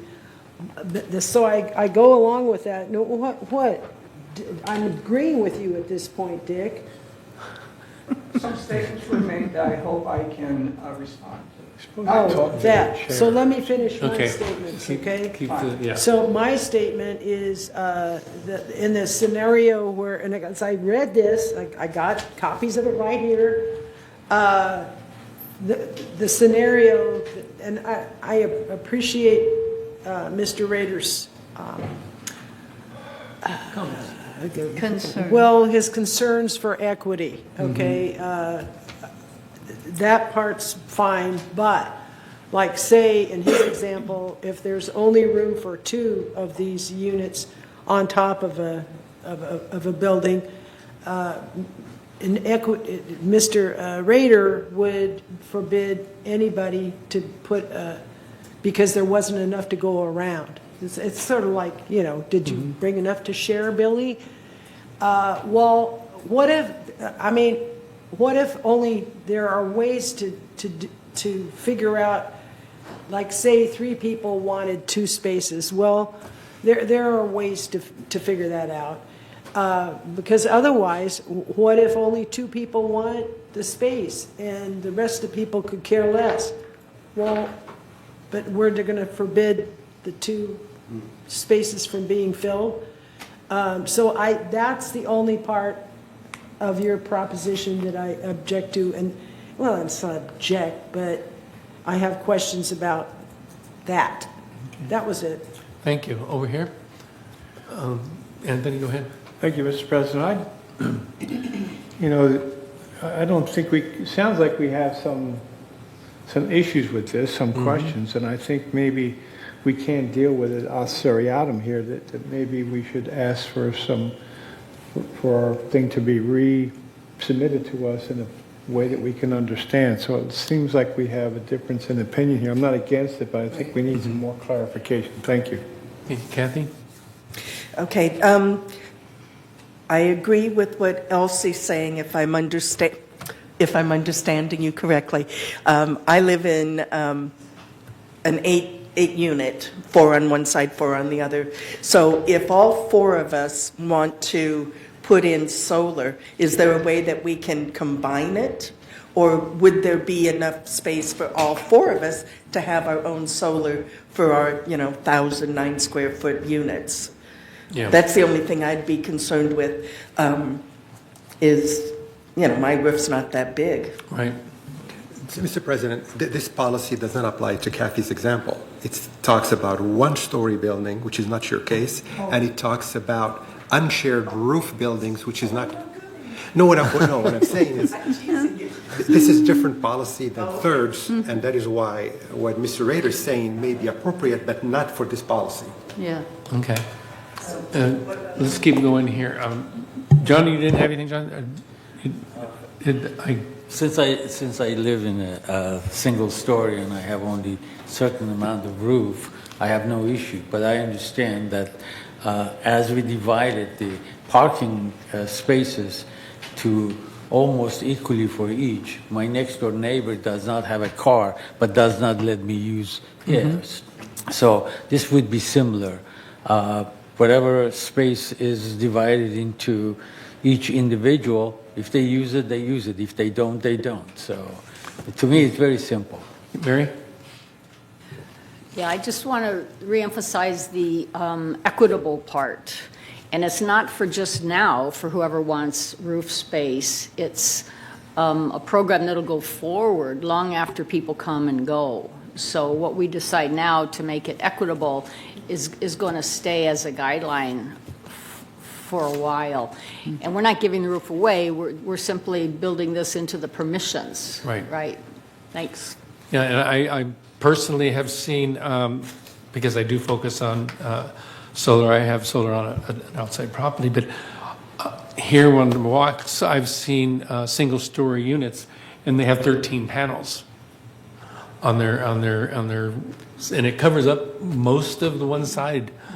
So, it's going to be a space saying now, if somebody else in that unit says, hey, I want to have it where, now we have something going on that we're going to go, well, they've already done this, and there's no space. What are we going to say? So maybe we need to take a look at this further going forward. Anybody else? Maggie, real quick. I suggest we pass it today, and next time see if we could be a little more specific on some of the points, because our passing it today just continues our discussion until next month, and then we can hear more information from staff, whatever questions we want at that time. And if we don't like it then, we don't pass it. Mr. President, I move that we send this back to committee because there's confusion at this point as to what we should do, because there are a number of points that were made. They need to go through it and see if it's valid, work with the staff. And so I would move we return this to the architectural. There's already a motion on the floor. Yeah. Yeah. Yeah, so there is a motion for this. Oh, I'm there's an amendment? amending the motion that it go back to committee. Okay. Do we have a second for that? Tony has a second. Anybody want to comment on that? Okay, so now we need to vote with the motion. Is that correct, Paul? As amended. As amended. Kathy? If it goes back to committee, is that going to delay it for another Yes. month or 2 or 3? Yeah. Yeah, so keep in mind, we're not going to have a meeting in October. So Yeah. just FYI. Oh. So, Christmas.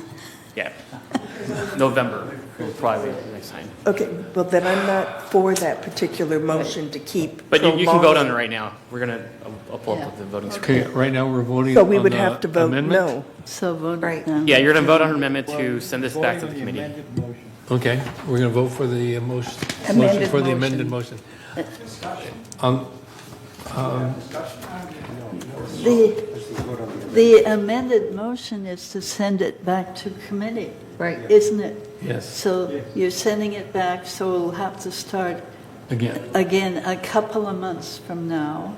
If we just ask for staff to tell us more next month, then we can vote it down if we don't hear enough, or we can vote it in. Okay. All right. Dick, unfortunately, you've had your 3 minutes on this subject here. Point of When you read- information? Yeah, point of information. Yes, Tony. Could you have someone reread the motion as amended, please? Okay. Know what we're voting on. Thank you.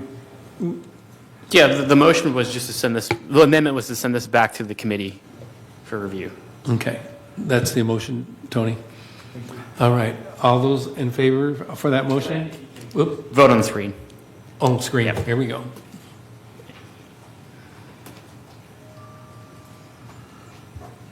Nope, come on.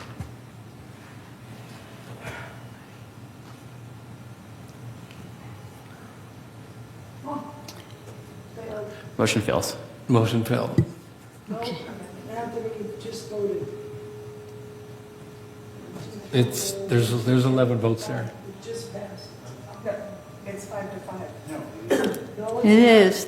There's the blue one there, which is an If it's a abstention. tie, it fails. 1, 2, 3.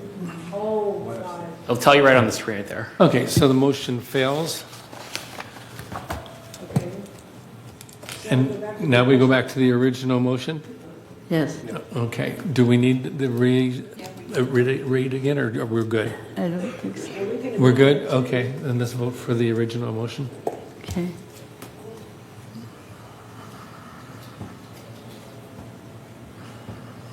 Come on.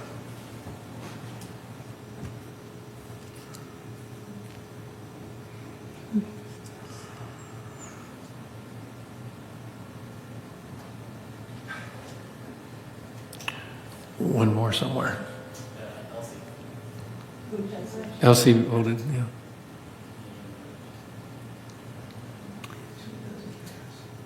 I think Maggie. No, Elsie's Maggie. on Oh, there. Elsie's on there. Maggie, it's yours. Okay. Motion Okay, fails. it failed. Oh, so now it, Goes back to committee. What? yes, yes. It Yeah. does, it does We not can't make go an- over to another- next month. Goes back No, to not- committee, it's done here for now. Yeah, we just finished. Reconsider. Oh, but they can bring it back next month. Yes, Right. That's good. and we need to push that, yes. That's what Okay, Okay. okay. So it was 5 to 5 and then 1 abstention. All right. We're now into United Committee reports. Right now, please, we're going to have a 3-minute stand-up break. Ah, Stretch your legs Why does- and your behinds. why does my stand-up involve running? Yeah. Not an official, get out of the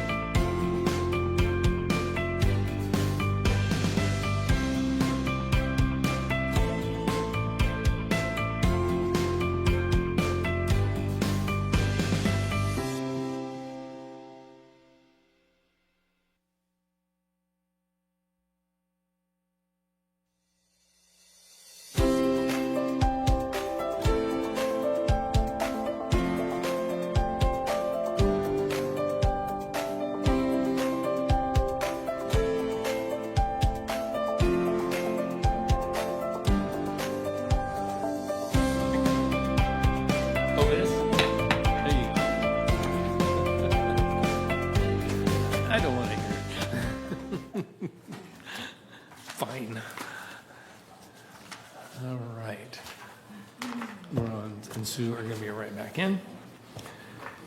That's 12B. We're going to 12C as in Charlie.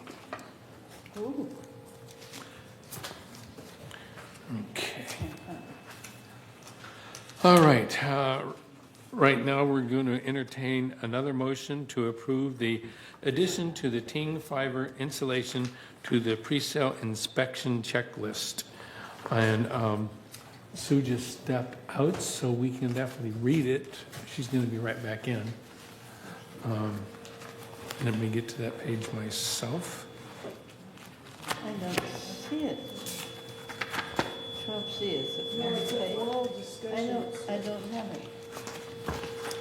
There is no staff report or anything like Oh, that. there It isn't should be that. like it's an oral discussion, so she's going to present when she gets back. Okay. Yeah. Murad, our two next items are stepped out for a second.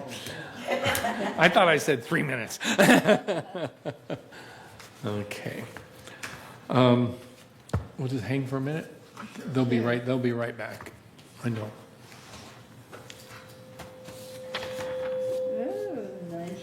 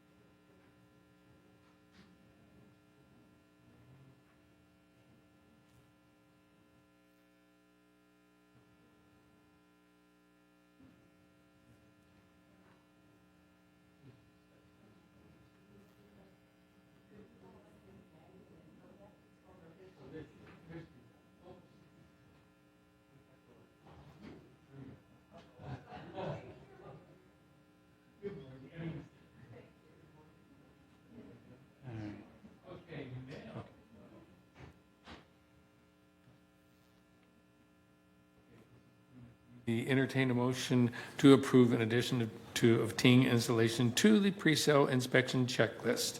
We are now open to oral discussion. I have two, Sue? Oh, no, that's my gimpy hand. Oh, okay. Sue, go ahead. Okay, well, Bart, maybe you could come up here if you would and talk about this. This was something that the whole board wanted to do, was to make sure that we had Ting installation in the pre-sale inspection checklist. And so we simply asked that we bring this forward and see if we want to add this to the pre-sale inspection. Maggie? Oh, you're asking for? Yes. Okay, I have an opinion, if you want. Pardon me? I have an opinion. Well, there's no motion, so we can have an oral discussion. Is that right, Tony? Right. Okay, so this is an oral discussion as it says in. As to whether or not we want to go forward. Go forward. With it. Bart, can you come up, please, and just explain how this would work? We wanted to make sure that people understood that they were getting this, and they would be charged for it in the future. Okay, Phyllis, did you have a question before we go forward? Yeah. Thank you. I hope you don't mind me interrupting you. Go The ahead. reason that I brought this up at the agenda prep is to allow a prospective buyer who is in the process of escrow know whether their home is internet and or direct TV ready. Whether they decide, what they decide to do about that is between them and the seller. And this could be something as easy on the pre-sale checklist as line for Ting, is the router there, are the cables there, is the ONT there, and DirecTV? Are the Gemini boxes there? Are the cables there? Then what the prospective buyer decides to do about it is up to them. Not really. So, thank you for clarifying that. And that kind of helps me provide a response to the item before you. So that then it is an item that you're asking that our resale inspectors check for and provide a report. So that with training, it is possible. However, that provides an additional load to the inspector that, given our limited resources, we will have to see what kind of an impact that will make.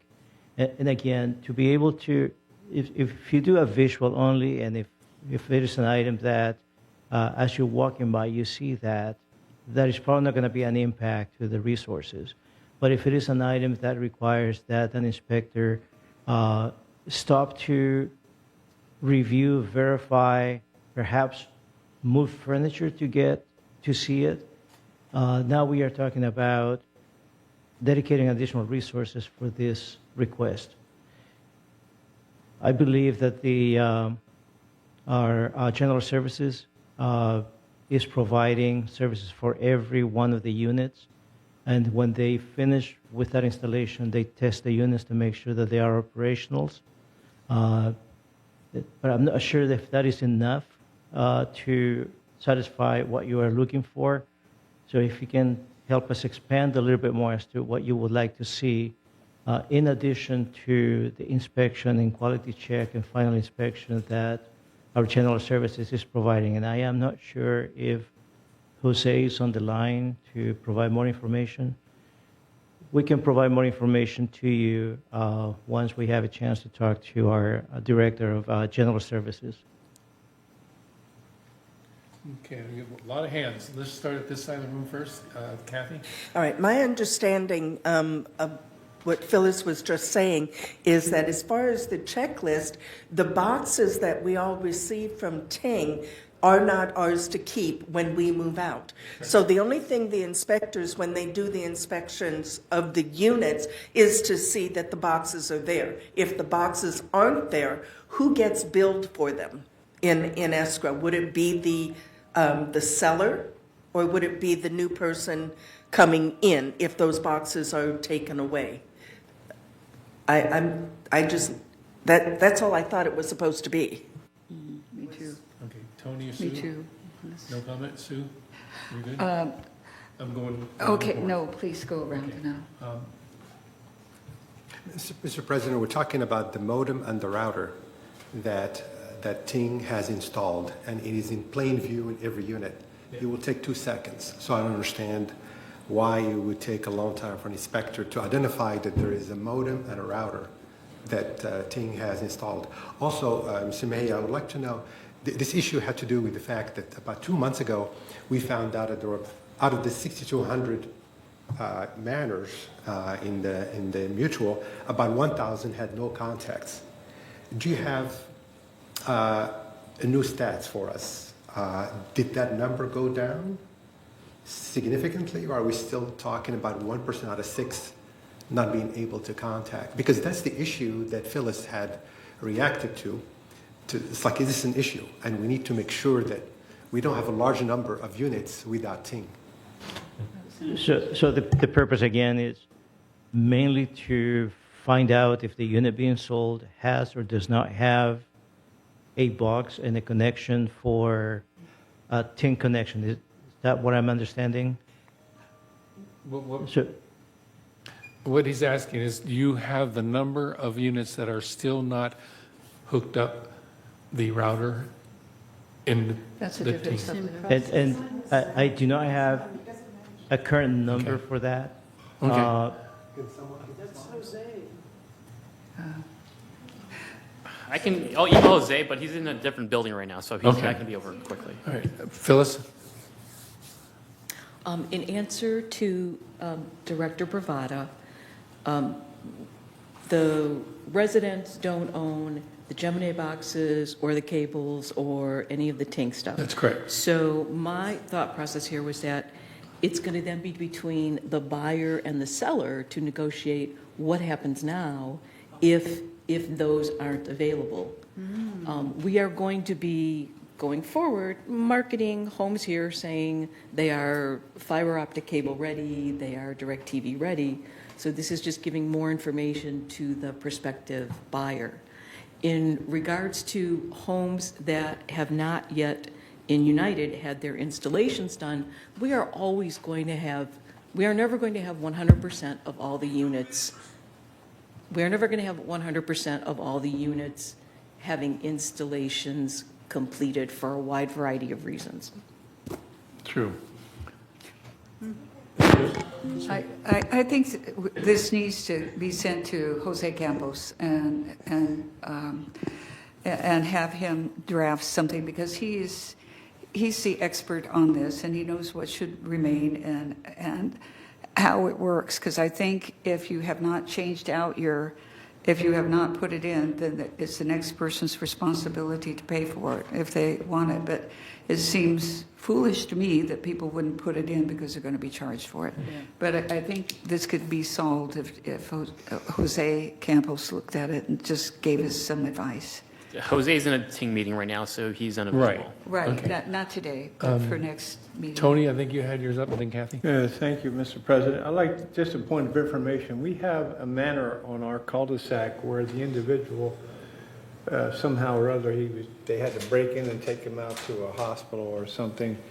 So I don't know if that unit has Ting in it or not. So how do we deal with something like that? Thank you. And that's a very good question. I was thinking about that, on how we're going to present this to you now in a more formal way. And if it is added as an item to the checklist of resale inspections, and if this requires correction, what will be the impact to closing of escrow? Will this hold up the close of escrow? So if you allow us, now that we have a more clear direction as to what we're looking for, we'll get together with General Services, with Jose, get his information. We're going to look at our inspection procedure, and then we can bring back to you and present to you a complete proposal as to how we can accomplish what you're looking for. Thank you. Thank you. I think Phyllis had. Kathy was next. Okay.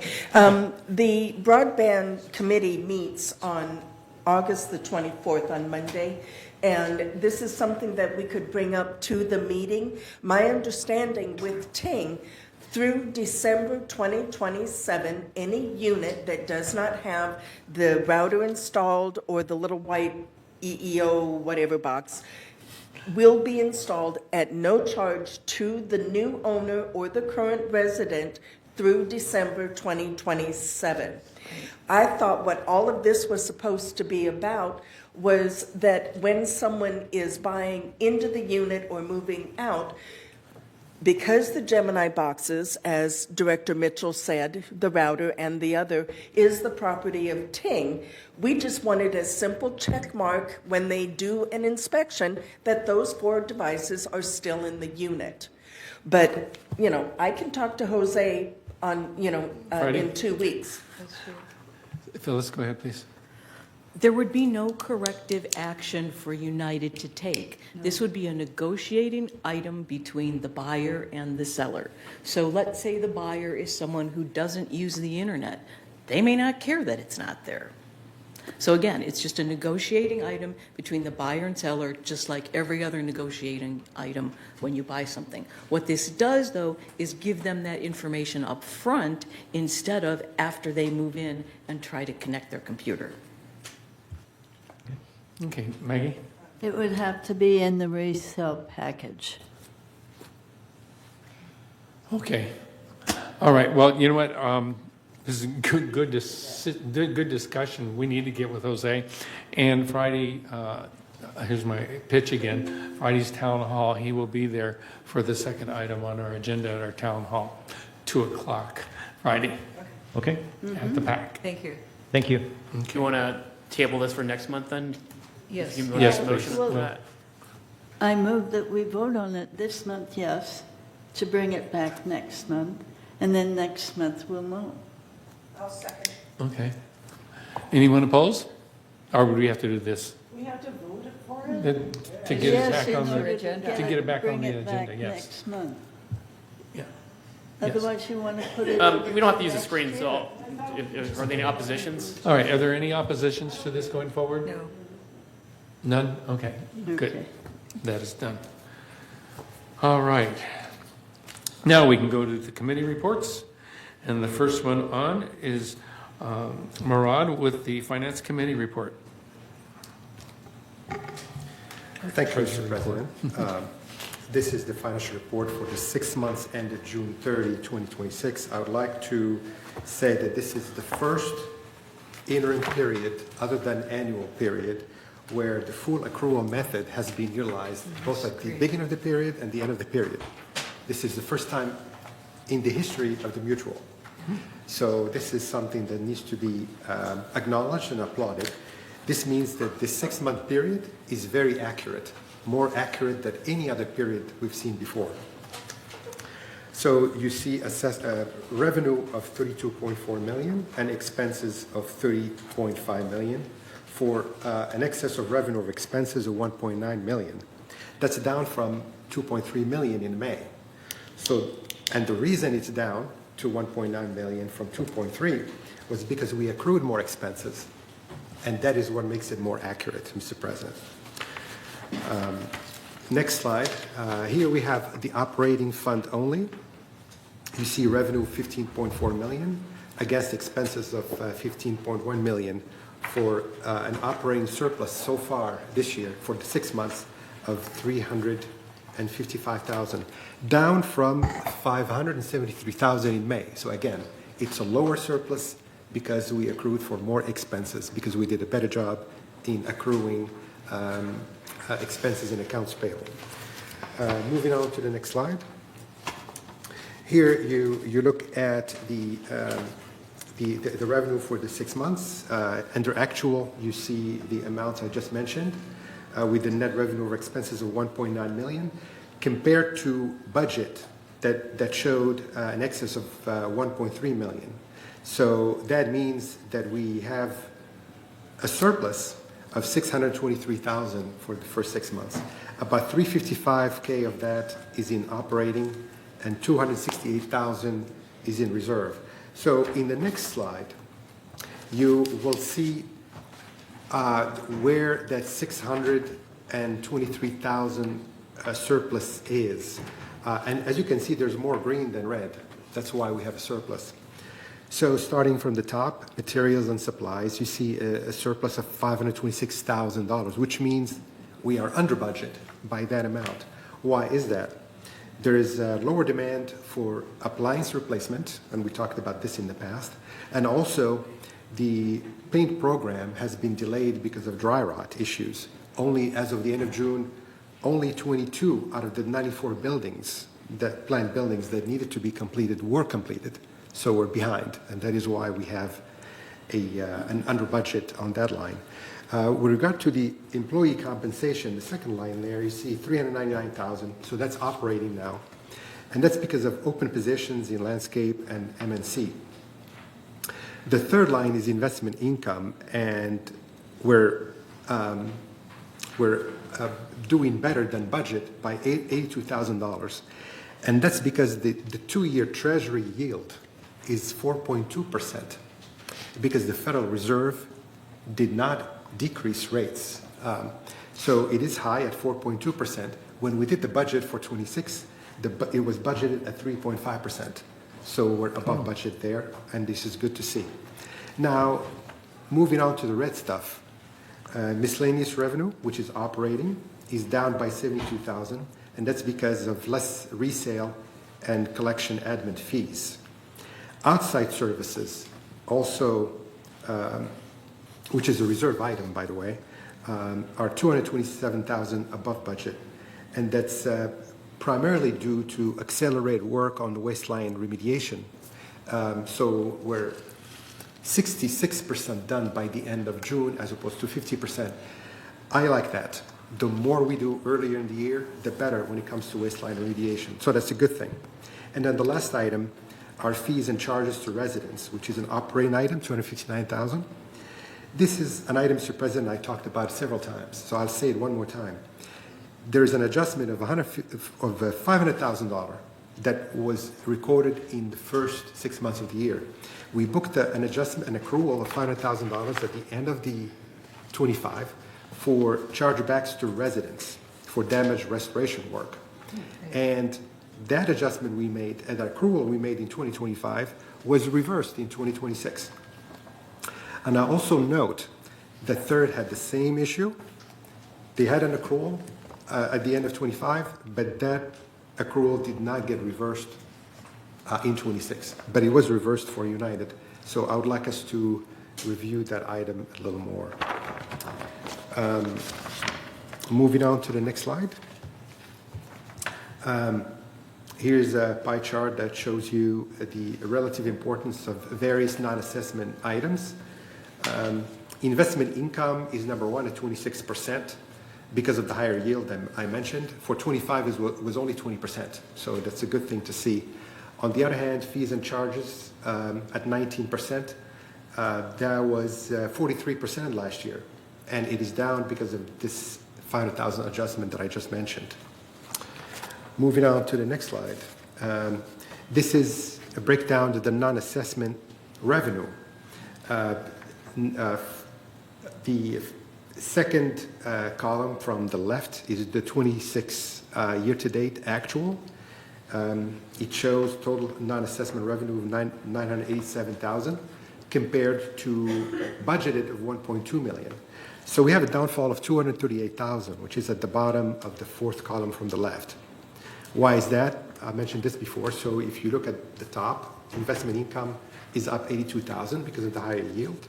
Then we have sales and leasing fees down by $66,000, and then resident maintenance fees down by $237,000, and that was due to that $500,000 adjustment I mentioned earlier. Moving on to the next slide. Here you see the total expenses of $30.5 million. All I want to say here is if you do add employee compensation of 29% and outside service of 18%, you come up with 47%. So compensation, whether for internal resources, employees, or given to outsiders, which is outside services, is 47% for the 6 months this year, compared to 48% in 25. So it is very stable, and that's a good thing to see. Moving on to the next slide. Here, we are looking at total expenses for the 6 months of 26. They add up to $30.5 million, which is the second column from the left, compared to $31.5 million budgeted. So we're below budget by $1,008,000, which is in the fourth column. Why is that? You look at the top, we have those open positions I mentioned for $399,000, and then outside services are over budget by $258,000, but that's the waistline remediation thing that I mentioned, and it's a good thing. And then the bottom item under all other expenses of $823,000, well, that's primarily the paint program being delayed because of dry rot and the delay in the appliance replacement. Moving on to the next slide. May I ask you a question? Yes, sir. Going back to that, the total budget is $64,845,000. Is that what it is, or what? I'm sorry. Which item? The total budget. How Which slide? Number 8. Okay. So how much are we spending per year for all of these things? So the total budget is $64.8 million, of which $31 million was assigned in the first 6 months. Right. And compared to that, our actual was only $30.5 million of the $31 million. That's it. I wanted to just highlight the fact of what it costs to run this place, because people keep asking, why are rates going up? all of these different things, but it takes a lot to run this village. $65 million in 65 expenses million. for 26. That is correct. Yeah. Hey, somebody has a phone that is going off. I heard it too. All right, moving on to slide 9. That's the reserve and the contingency funds. As you can see, they're increasing nicely. The reserve fund is ending the period with 14.6 million, and the contingency at 827,000 for a total of 15.4 million, which is a stable number compared to the prior months. Moving on to the next slide, you see here the trend. It was downward trend in 22, 23 to 24, and then since then we have been increasing our reserve funds and contingency funds nicely. So as of the end of June 26, we have 15.4 million, which is still below that black line, which is the average for the 5 years, which is 16.9. So we still have about 1.5 million to go to get to that average line. Just to be an average. Just to be an average. I would like to remind the board, though, that the GRF has $22 million in reserve, and United's beneficial interest in that reserve is $10 million. I know it's a separate corporation, but we do have a beneficial interest in GRF. So we own $10 million of the GRF reserve, which means that our true reserve is the 15 million plus the 10 million. So that's $25 million. Moving on to the next slide. Here's the temporary borrowing we did in March to pay for the property tax and property insurance. If you recall, it was 6.5 million. I would like to report that we paid back into the reserve fund 1.5 million in July. So it's only $5 million outstanding as we speak. And in a few days, we're going to make another $1.5 million payment. So we're on track to pay back the 6.5 million by November. And finally, this is the resale history report. As you can see here, since 2024, our number of resales has been declining year over year. So for the 6 months, we only had 139 resale transactions compared to 157 in the prior year. But while resales have been declining, the property values have been increasing, as you can see, not by a large amount, but they are increasing. And at the same time that we have declines in number of resales, we have an increase in rentals. So our lease percentage has increased from 14.5% last year to 14.7% this year.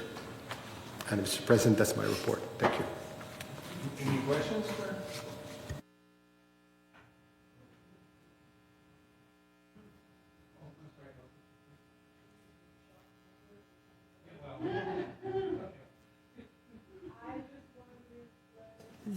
If the slowdown in resales, the orange thing, compares, how it compares to the general market outside of these walls. I mean, are we running some kind of a track with those, like were resales down there, or were resales through the roof and we're really doing poorly? Or are we reflecting, which is what I suspect, the market outside the walls? We are reflecting the market outside the walls, whether at the county level or even nationwide. The number of house resales is down nationally because property values have increased and mortgage rates are higher, and therefore there has been a softening in. We don't have mortgages, and we are a retirement community, so it's difficult to compare. So there are probably other factors playing besides the nationwide fact that resales are stagnant or down, depending on the region. But that is, in fact, what's happening. That is correct. But for different reasons. Yes. Got it. Mr. President, I'd like to get Chris Macon to come in and talk about coyotes for a future agenda item, because we have been really reported in the press and on Facebook, Instagram, that our coyote population is really a big problem here. And we are taking real steps to mitigate that. And so I just wonder if some of this resale is not due to the negative press that we've had. And so I'd like to prove that we're taking action to address those issues. So we have a quarterly update with Chris Macon. I believe it should be next month. I'll double check on that, and I'll get back to you. That'd be great. Thank you.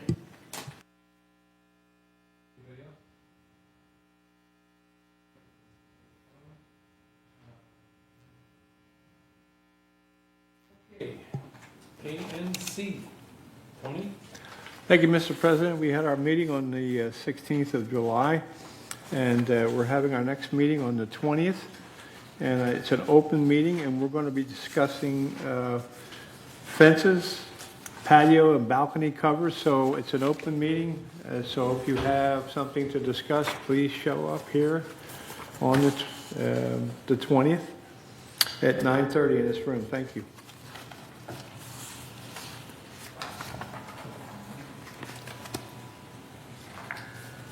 Member hearings. We have this on, but we're going to get the same. Elsie? Member hearings by Elsie Addington.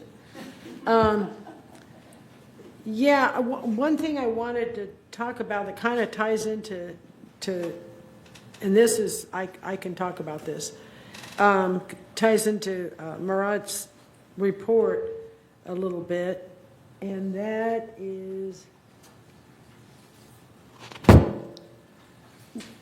at our member hearings. Some of them are disciplinary, but a huge part of our workload now is damage restoration, and it mentions in slide,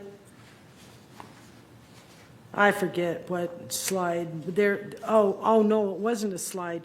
It was, anyway, one of the under realizations of income or revenue on our behalf was we were anticipating X amount of money to come in from reimbursements from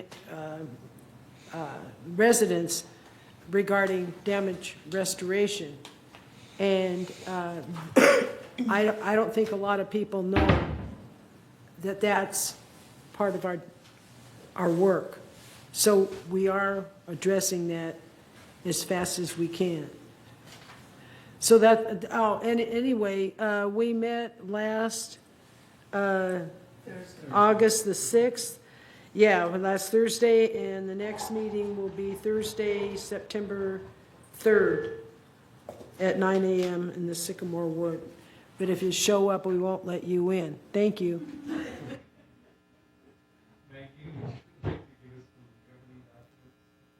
Okay, we didn't meet last month, but we will be meeting in just 2 weeks. Okay, Thank you. Landscape Committee, Sue? Yes, we had a very interesting meeting earlier this month. Kurt and his staff did a presentation on a trial to evaluate a bioherbicide. And, you know, people keep asking to try to have less toxic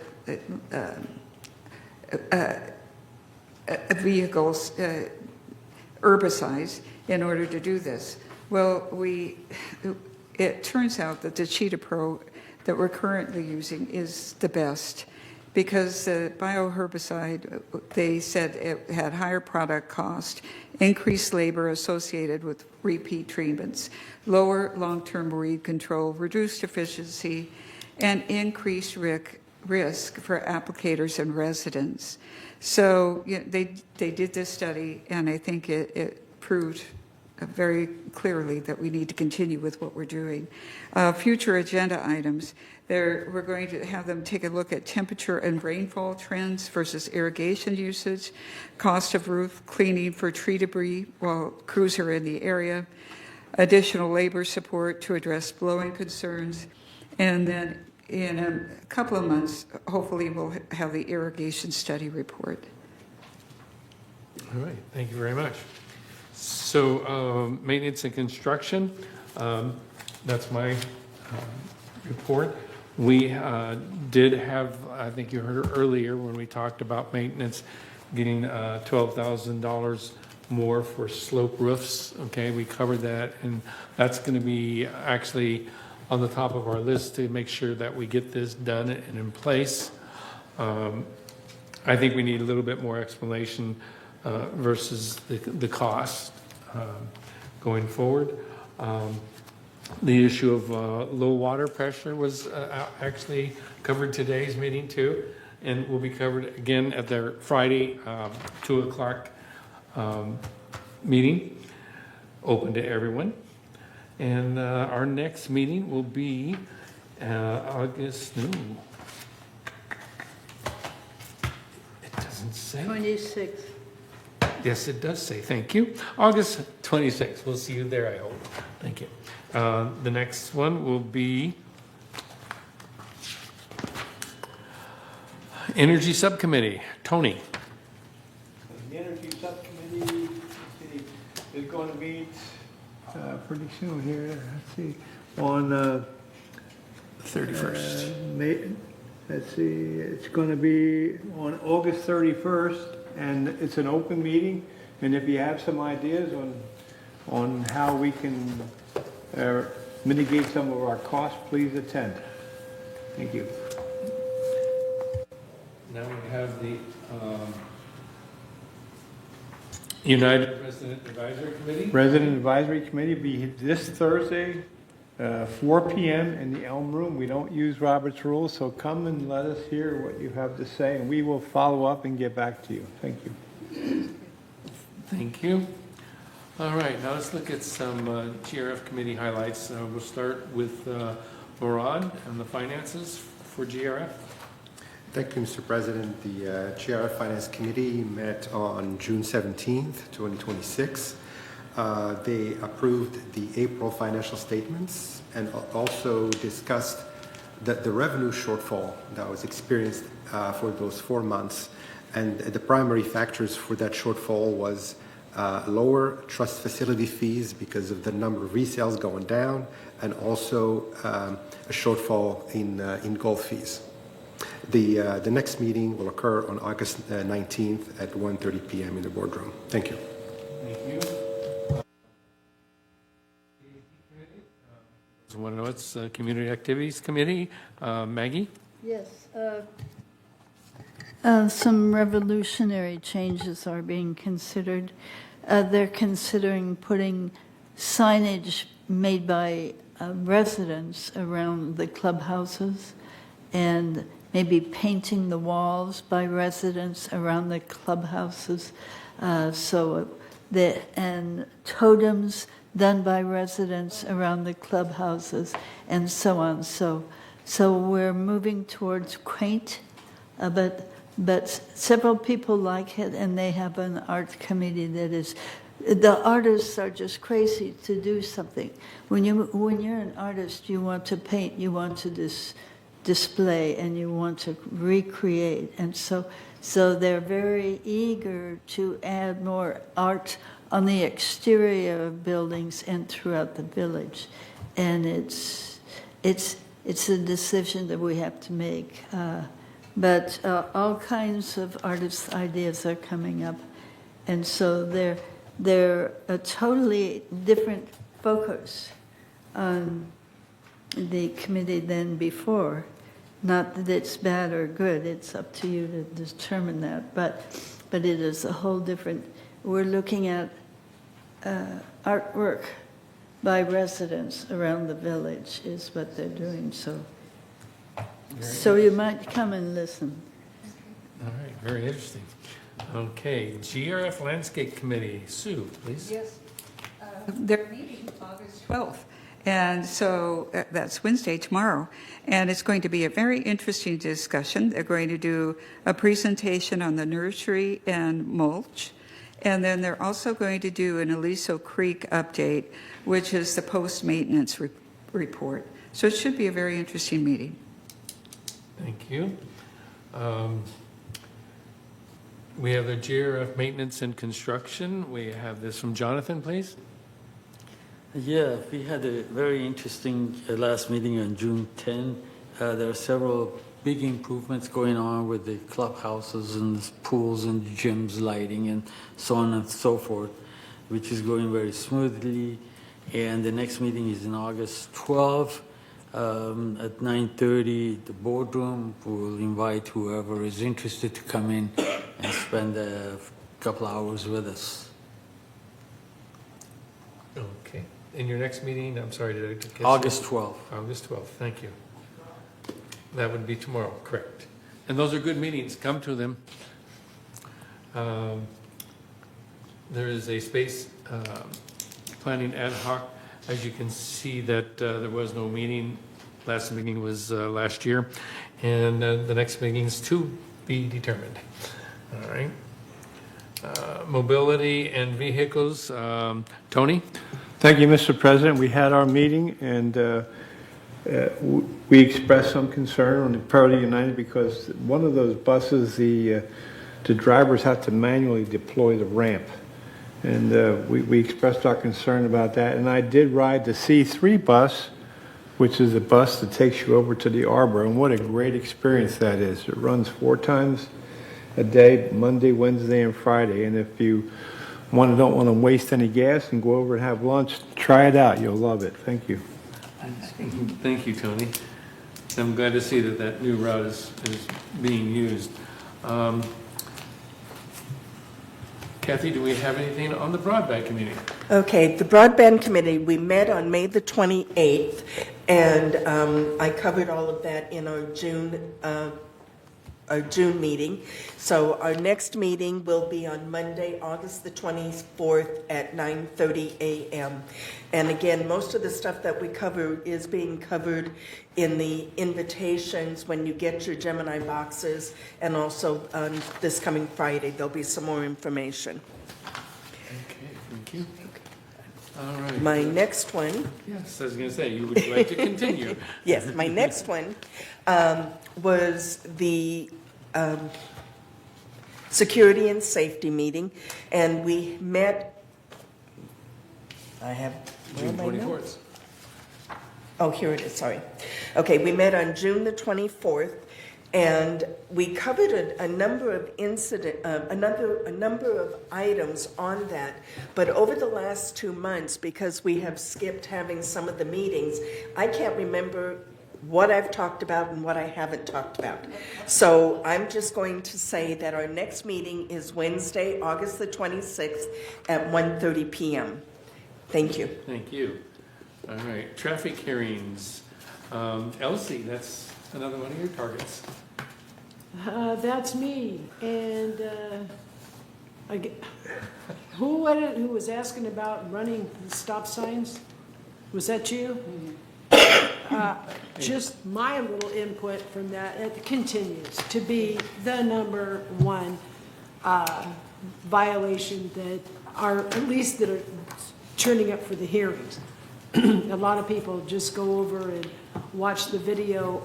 Incidentally, all those of you out there in TV land, if you, God forbid, get a ticket for running a stop sign, you can go to security and they will show you the video upon which we're basing our, and a lot of people see the video and they go, oh, where's my checkbook? But some people don't. And number one is running those stop signs, and I don't know what's going on. We only have 3 traffic officers for this whole campus, not just United, this whole campus. And so they can't catch everybody, so go ahead and think that one through. And it would just start noticing as you're stopped safely at your own stop sign, watch the people sailing through. Anyway, it's amazing. Failure to stop at a stop sign. I mean, No, is it you don't- $100 too? Oh, it's 150, I think. With the, I think we just We raised just it. raised no, it. no, We it's just not. raised it. It's 100. We just, 200.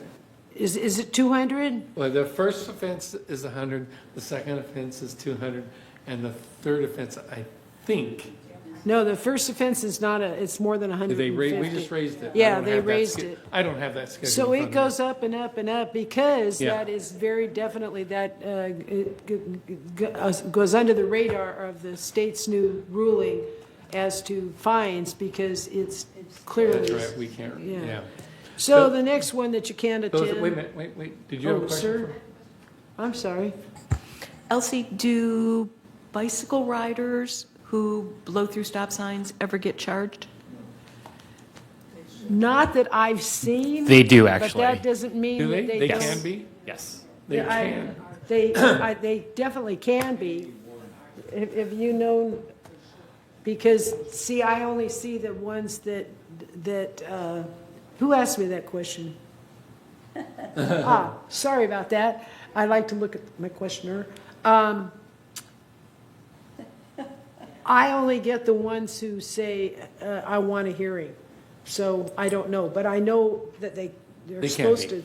to, yeah. Can be, yeah. Are and can, two different Well, things. according to my little friend over here, he says that, well, like, I want you to meet my little friend. Get it? Anyway, he says he's apparently has personal knowledge. So, and I don't mean he got a ticket, I mean, you know what, never mind. The next hearings are on August 19th at 9 o'clock in the boardroom. All right, Disaster Preparedness Committee. Wait a minute before we Wait a go minute. on. We have a wait a minute. Mr. President, our little friend is really known as the Assistant Corporate Secretary of the General Manager's Office. So thank you, Paul. It takes so long to say. And his name is Paul, let's not forget that. Okay. Now can we go to disaster preparedness? Why not? Let's go. That would be Tony. Yes, thank you. We had our last meeting here on July 28th, and it's very exciting now because we have a new committee chair, J.D. Park, who is reorganizing us, and we're redoing the charter. So our next meeting is on the 29th, 9:30 here in the room, and it is a meeting that people attend. So it's an open meeting, and please attend. All right. IT as an Information Technology Committee. Terry, is that you? Go for it. It is me. However, this committee meets every quarter, and the May 29th was before my time. Okay. So I'm not sure who was there, but the next meeting is August 28th, which I will be at, Very good, thank you. and I'm next. That also is the GRF Energy Committee. It's an ad hoc. I was not there. I was out medical, and I think Tony was there, so I'm not sure if you have anything Tony, you did you wanted have a to. comment? Yeah, I was there. It was sort of like a startup meeting, and they don't meet very, very often. But it looks like to me we're searching for things at the meeting. So, because there's a lot of things going on in energy, as you know. And so the next meeting is going to be shortly there, on the 17th. So it's an open meeting. That's all I have. Okay, thank you. Mary, we have a ad hoc land use committee? The strategic land use met without me. I was absent. I believe Tony was there. And next meeting is on August the 27th. Okay. Anything to share, Tony, or we go on?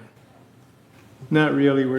We didn't get into too much there, so Okay. not really, not much to report. Thank you. All right. Water conservation, Mary, Yes, a new committee. brand new. We just met. We are establishing a charter which is sixfold. The plan for the committee is to be a collaboration with GRF United and Third to advise with staff on matters related to planning, managing, and conserving water resources here. The committee shall be a liaison between the village and water resource groups, local groups, like the El Toro Water District, and also shall monitor relevant legislation, changes, policy initiatives that will affect the water. There's a lot of that going on right this minute. And finally, last but not least, so we'll look into water conservation education and how to let the residents know what's going on, because the next step is for residents to take more action. The El Toro Water District staff gave a presentation which included their new water shortage contingency response plan. And there are a couple of things in here that matter. One is that these water conservation guidelines that we've been following, the ordinance stipulates that these are now requirements. So it's good for us to know, if you've got one of these from last year, they're pretty much the same items, but these will be required now. And also, they are instituting a, what is it, like a 5-level plan for increasing levels of restriction based on decreasing water availability. And so we'll have different code levels, and that's their emergency response plan, is to let us know if the conditions change and if this is not enough. So last couple of things is just that the El Toro Water District has a very nicely functioning community advisory group. Happens to meet the day after tomorrow at 11:30. So if you haven't been, that's kind of reason to go, just to go see what happens there. That you can bring all your questions. The presentation will be on water quality, but it's a good thing to go. And wouldn't hurt to know that there's a free lunch, if there's such a thing. And then lastly, in October, there's going to be a program, H2A for HOAs. If you've not heard of it before, you could go onto the El Toro site located and sign up there. But it's for people like us that are highly involved in the HOAs and want to know more. Thanks. Thank you. I actually plan on going to that meeting.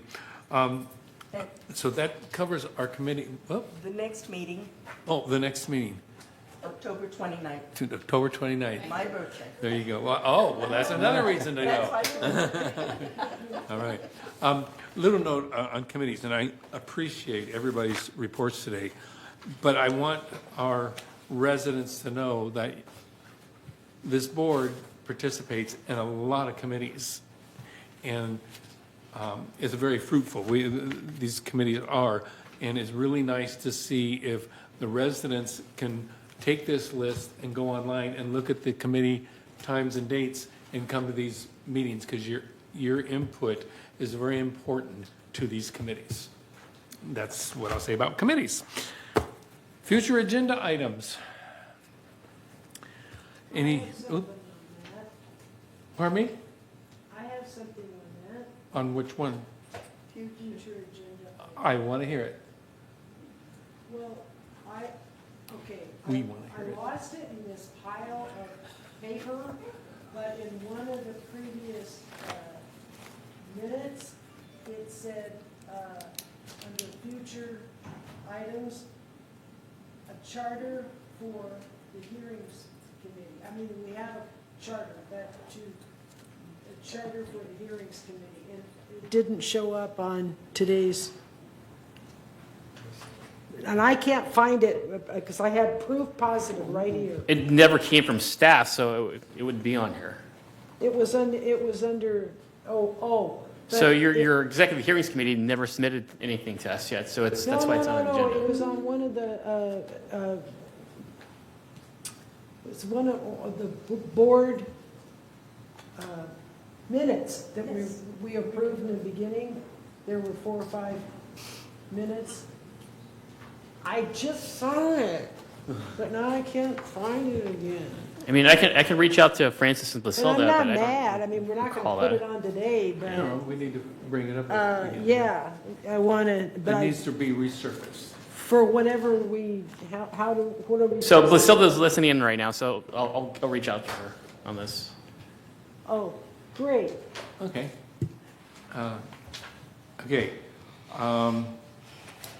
Let me read this because it is to do with the future agenda items. All matters listed under the future agenda items are resolution 28-day public view for items for future board meetings. No action will be taken by the board on this agenda items at this meeting.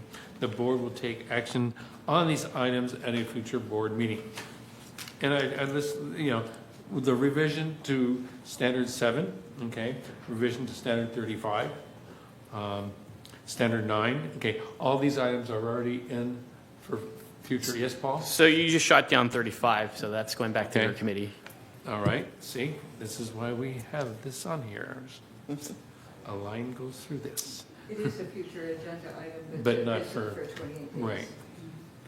All right, so Oh, any, wait, so we're putting future agenda items, now we didn't used to, we used to put future agenda items were things we were going to talk about at the next Meeting. agenda. But this here is, I mean, I don't care, Right. but maybe I never noticed it before, but, because the revision to standard 7, as far as I'm concerned, we already did it. But now, we only put it on here if it's on 28 day?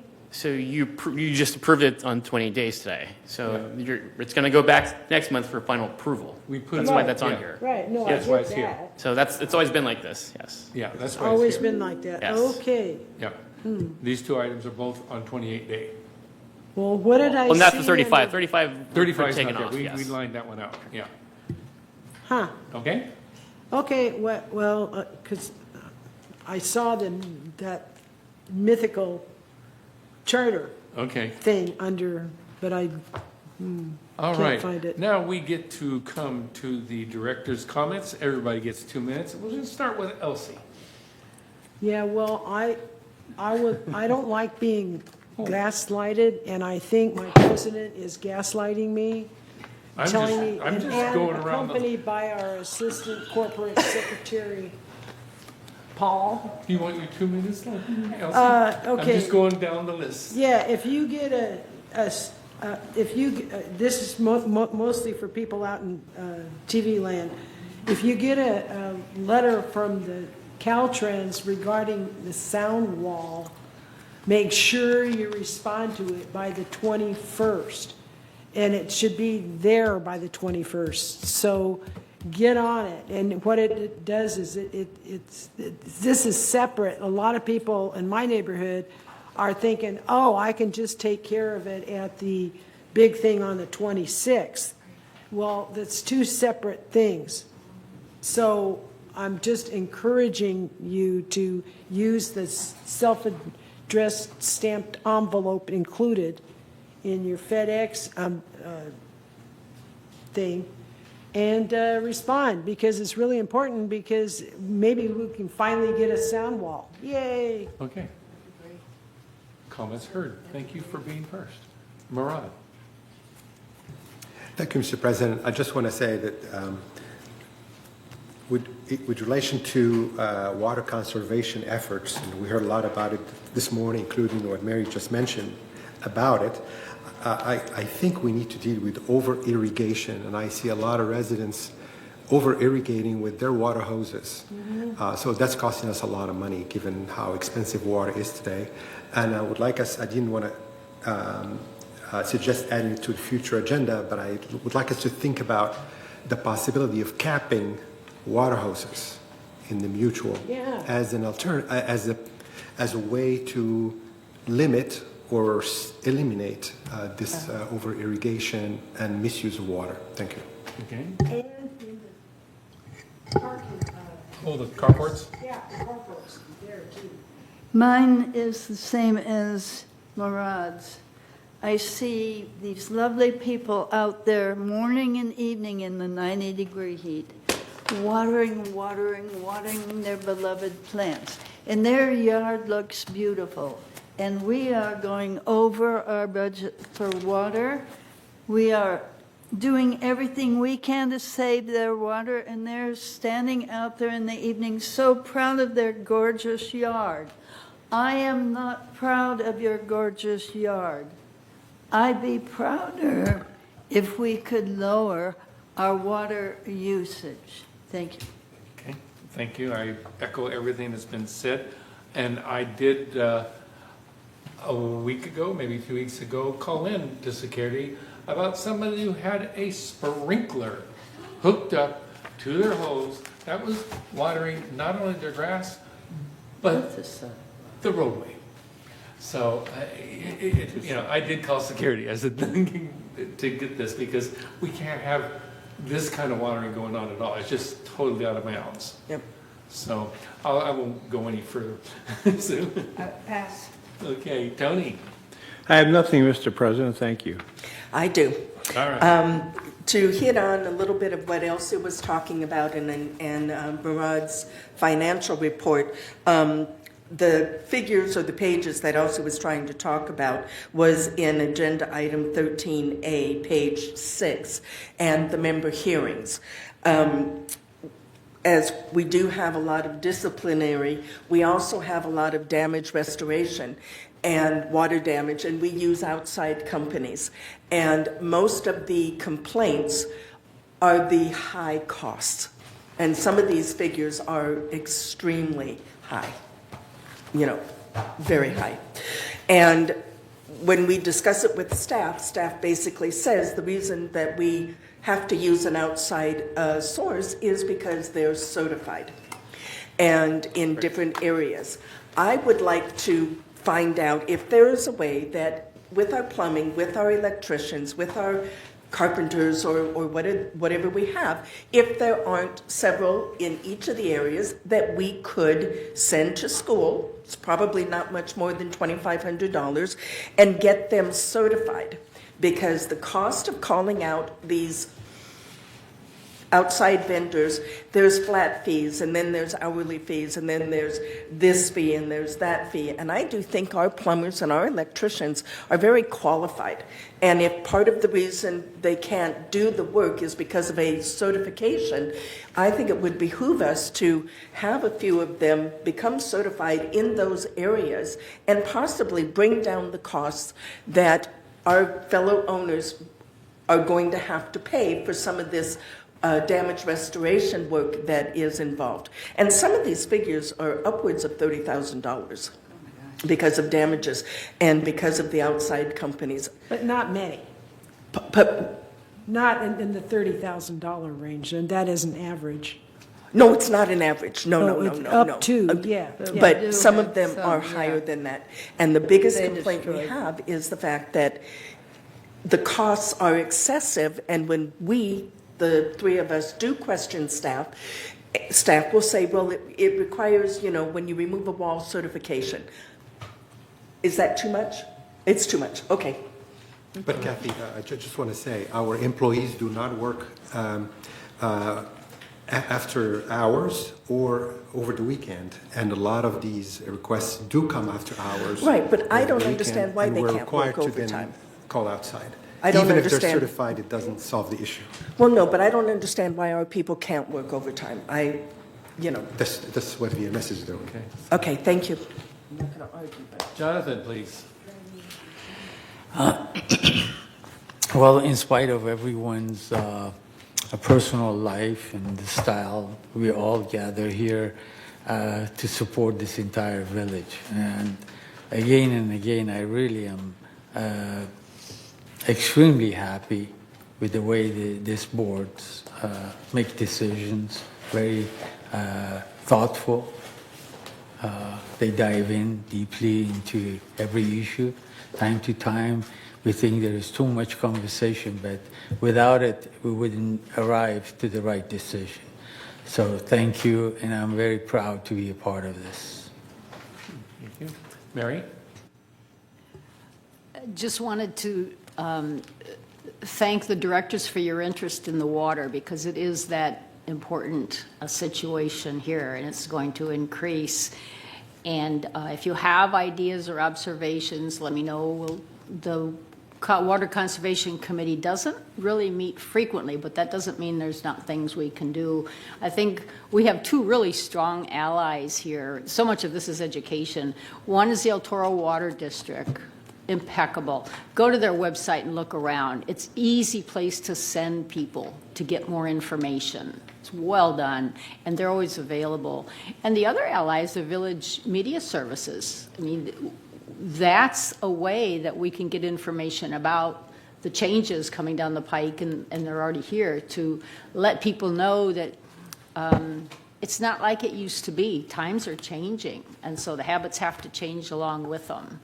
So it doesn't fly the old thinking, you know, that it doesn't matter, because it really does. So thank you. Thank you. Phyllis, please. Pardon me? No comment. Terry, anything? Nope. I'm just on board. I'm on board with water conservation. It's one of my hot points, and especially when you have hot water heaters every single day that are heating like tea kettles 24 hours a day, all over the country, all over the state, all over the woods. True. Makes me nuts. Anyway, thank you very much. All right. Well, thank everybody. We are now going to recess until 12:45. 12:45, and thanks a lot for everybody's participation. Thank you.